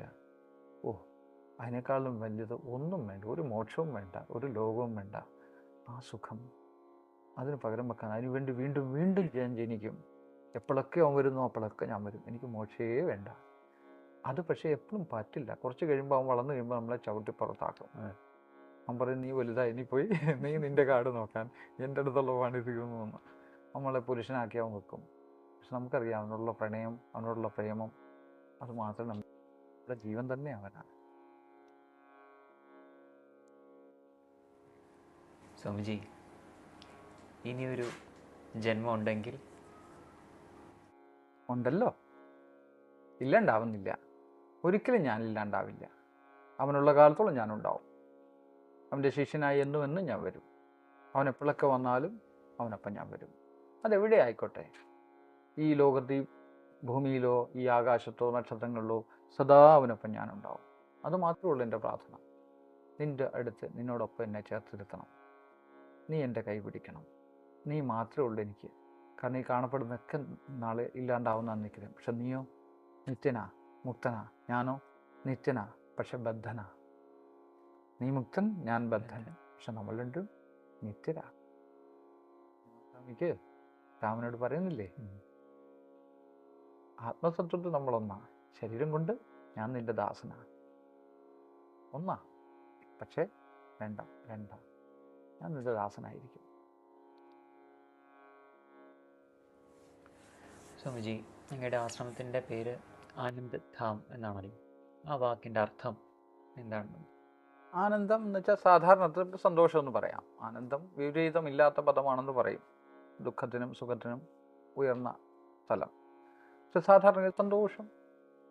ധാമം എന്ന് വെച്ചാൽ ഇരിപ്പിടം, എബോർഡ്, സന്തോഷത്തിൻ്റെ ഇരിപ്പിടം. ഇവിടെ ഞാൻ ഉദ്ദേശിക്കുന്ന മനുഷ്യർ വരട്ടെ, അവരുടെ സന്തോഷമായിട്ട് പൂജകളും ധ്യാനവും ഹോമവും, അവരേത് മതമോ ജാതിയോ വർഗമോ വർണ്ണമോ ഒന്നും നമ്മൾ അന്വേഷിക്കണില്ല. അവരേത് ഭാഷക്കാരെന്നോ ഒന്നുമില്ല. നമുക്ക് പല ഭാഷകളിൽ കമ്മ്യൂണിക്കേറ്റ് ചെയ്യാനായാലും ഈശ്വരൻ കഴിവും തന്നിട്ടുണ്ട്. അവരെന്ത് തരക്കാരായിക്കോട്ടെ, സന്തോഷത്തോട്ടിരിക്കുക, ആരോഗ്യത്തോട്ടിരിക്കുക. ഇത് തന്നെയാണ് നമ്മുടെ ഹീലിംഗ്. ഈ തുഷ്ടി ഉണ്ടെങ്കിൽ പുഷ്ടി ഉണ്ടാവും എന്ന് ആയുർവേദം പറയും. എന്ന് വെച്ചാൽ സന്തോഷം ഉണ്ടെങ്കിൽ തന്നെ ബോഡി ഹീൽ ചെയ്തോളും. പ്രാണനൊക്കെ ശരിയായ ചലനം തുടങ്ങും. സ്വസ്ഥമായും സ്വാഭാവികമായിട്ടുള്ള പ്രാണായാമങ്ങൾ ശരീരത്തിൽ സംഭവിക്കും. കൂടാതെ നമുക്ക് കുറേ വിദ്യകളൊക്കെ പഠിപ്പിച്ചു തന്നിട്ടുണ്ടല്ലോ. പല വഴിയിലൂടെ പല സ്കില്ലുകൾ നമ്മൾ നേടിയെടുത്തിട്ടുണ്ട്. ഇതൊക്കെ മനുഷ്യന് എന്തെങ്കിലുമൊക്കെ പ്രയോജനപ്പെടുത്താം എന്നാണ് നമ്മുടെ സങ്കല്പം ഒരുപക്ഷെ ഉണ്ടായിരുന്നിരിക്കുക. അതാണല്ലോ ഗുരു ഇവിടെ കൊണ്ടുവിട്ട് ഇങ്ങനെയൊക്കെ ചെയ്യാൻ പറയുന്നത്. അപ്പോൾ ഈ ആനന്ദം എന്ന ഉദ്ദേശം, ആനന്ദാമിൻ്റെ ഉദ്ദേശവും അത് തന്നെ. വരൂ, ആനന്ദിക്കൂ, പരീക്ഷ നോക്കൂ, ഇഷ്ടപ്പെടുന്നെങ്കിൽ നമ്മുടെ ഒപ്പം നിൽക്കൂ, ഇല്ലെങ്കിൽ ടാറ്റ. ആനന്ദത്തോടിരിക്കും, സന്തോഷമായിട്ടിരിക്കുക. നമുക്കിതേ അറിയത്തുള്ളൂ. വേറെ എന്നാ പഠിപ്പിക്കാൻ നമുക്ക് എന്താ അറിയാവുന്നത്? നമുക്ക് സന്തോഷമായിരിക്കാനുള്ള വഴി അറിയാം, ആരോഗ്യത്തിരിക്കാനുള്ള കുറേ വഴി അറിയാം. ഇനിയിപ്പോൾ ശരീരമൊക്കെ ക്ഷയിച്ചു തുടങ്ങി, ഇനി പറഞ്ഞുകൂടാ എത്ര കാലം ഇരിക്കാമെന്ന്. പക്ഷേ കുറേ വിദ്യകളറിയാം. അത് നിങ്ങളെ പഠിപ്പിച്ചായിരുന്നു. നിങ്ങൾ ഉപയോഗിച്ച് നോക്കൂ. നമ്മളിത് വരുത്തി വെച്ച തെറ്റുകൾ, സാധനാ വിഷയങ്ങളോട് നമ്മൾ ആരോഗ്യത്തെ നശിപ്പിച്ചിട്ടുണ്ട് ഒത്തിരി. സാധനയാണെന്ന് വെച്ച് ഒത്തിരി എൻ്റെ സുഹൃത്തുക്കളും പല താന്ത്രികന്മാരും നശിച്ചു പോയത് കണ്ടിട്ടുമുണ്ട്. നമുക്ക് ആയുർവേദ വിഷയത്തെ പറ്റിയുള്ള അറിവ് അവളുടെ ആയുർവേദ മഹാശക്തിയുടെ അനുഗ്രഹം കൊണ്ടാണ് നമുക്ക് ഇത്രയെങ്കിലും ഇപ്പോഴും ഇരിക്കാൻ പറ്റുന്നത്. അല്ലേ നമ്മളെല്ലാം പണ്ടേ പെരിഷ്ട് ആയേനെ. അത് അവളുടെ അനുഗ്രഹം മാത്രമാണ്. അപ്പോൾ അതൊക്കെ ഒന്ന് പകർന്നു കൊടുക്കാൻ നമുക്ക് ആഗ്രഹമുണ്ട്. സത്സംഗങ്ങൾ നമ്മളത് വെക്കുന്ന, അല്ല നമ്മുടെ സത്സംഗം എന്ന് വെച്ചാൽ ഒരു വിഷയങ്ങളെ എടുത്തിട്ട് പറയുകയല്ലല്ലോ. സ്വാഭാവികമായിട്ടുള്ള കാര്യങ്ങൾ, ഇവിടുത്തെ ചോദ്യം ഉത്തരങ്ങൾ, അതിനൊപ്പം തന്നെ കുറച്ച് ധ്യാനങ്ങൾ, കുറച്ച് കാര്യങ്ങളൊക്കെ പഠിപ്പിക്കുക. ചിലപ്പോൾ എക്സസൈസ് ആയിരിക്കും ചെയ്യുക. മാർഷൽ ആർട്ടുകളും ഒക്കെ നമ്മൾ പഠിപ്പിക്കാറുണ്ട്. ജീവിത ചിട്ടകൾ. ഇനി ഇവിടെ വന്നു കഴിഞ്ഞാൽ മറ്റുള്ള വിഷയങ്ങളും പഠിപ്പിക്കും. മൈസൂരിപ്പണിയും പ്ലംബിങ്ങും ഇലക്ട്രിക്കൽ പണിയും ഒന്നും കുറവില്ല. ഇവിടെ എല്ലാം ഉണ്ട്. എല്ലാം എനിക്ക് അറിയുകയും ചെയ്യാം. എല്ലാം ഇപ്പോഴും ഞാൻ പഠിച്ചുകൊണ്ടിരിക്കുന്ന ഒരു കുട്ടിയാണ്.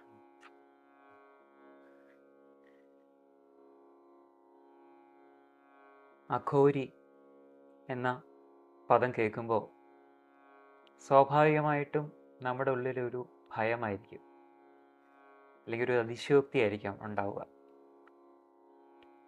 അഘോരി മഹാരാജിയുമായിട്ടുള്ള ഈ ഒരു സത്സംഗം നമ്മൾ കൂടുതൽ ആഴങ്ങളിലേക്ക് ഇറങ്ങിയപ്പോൾ, ആ സത്സംഗത്തിലേക്ക് ഇറങ്ങിയപ്പോൾ, അഘോരി എന്നാൽ പ്രേമമാണ് എന്ന് തിരിച്ചറിയുകയാണ്. പ്രേമത്തിൻ്റെ മൂർത്തിമത് ഭാവത്തെയാണ് ആ അഘോരി എന്നുകൊണ്ട് ഉദ്ദേശിക്കുന്നത്. സമമായ അവസ്ഥ, രണ്ടില്ലാത്ത അവസ്ഥ, എന്താണോ നിലനിൽക്കുന്നത് അത് തന്നെയാണ് പ്രേമഭാവം. ഈശ്വരൻ്റെ ആ ഭാവം തന്നെയാണ് അഘോരി മഹാരാജിലൂടെ നമുക്ക് ദർശിക്കാൻ സാധിച്ചതെന്ന് പറയാം. ഗുരുവിനോടുള്ള അഗാധമായിട്ടുള്ള ഭക്തിയും പ്രേമവും ഇതെല്ലാം കൊണ്ടും എത്തിച്ചേർന്ന അവസ്ഥ തന്നെയാണ് അഘോരി മഹാരാജിൻ്റെ ആ അവസ്ഥയും. അതിനെ നമ്മളിലേക്ക് എത്തിക്കാൻ, സാധകരിലേക്ക് എത്തിക്കാൻ സാധിച്ചു എന്നുള്ളത് നമ്മുടെ ഒരു പുണ്യമായിട്ട് കരുതുകയാണ്. സ്വാമിജിയുടെ പാദങ്ങളിൽ കോടി പ്രണാമങ്ങൾ അർപ്പിക്കുന്നു. സ്വാമിജി, നമ്മൾ സാധകരോട് എന്ത് സന്ദേശമാണ് അങ്ങേക്ക് നൽകാറുള്ളത്? എല്ലാവർക്കും മംഗളം ഭവിക്കട്ടെ. എനിക്കൊന്നേ പറയാനുള്ളൂ, എല്ലാവരും സന്തോഷവാന്മാരായിരിക്കുക. സന്തോഷം തന്നെയാണ് പ്രാക്ടിക്കൽ അധ്യാത്മം. പ്രസന്നവദനായിരിക്കുക, ആരോഗ്യവാന്മാരായിരിക്കുക. കാരണം സാധനയ്ക്കോ ലോകജീവിതത്തിനും രണ്ടിനും ആരോഗ്യം അത്യാവശ്യമായ ഒരു ഘടകമാണ്. അതുകൊണ്ട് ആരോഗ്യവാന്മാരായിരിക്കുക, ആനന്ദവാന്മാരായിരിക്കുക. എല്ലാവർക്കും സർവമംഗളങ്ങളും ഭവിക്കട്ടെ. ലോകാ സമസ്ത സുഖിനോ ഭവന്തു. ഹരി ഓം തത്സത്.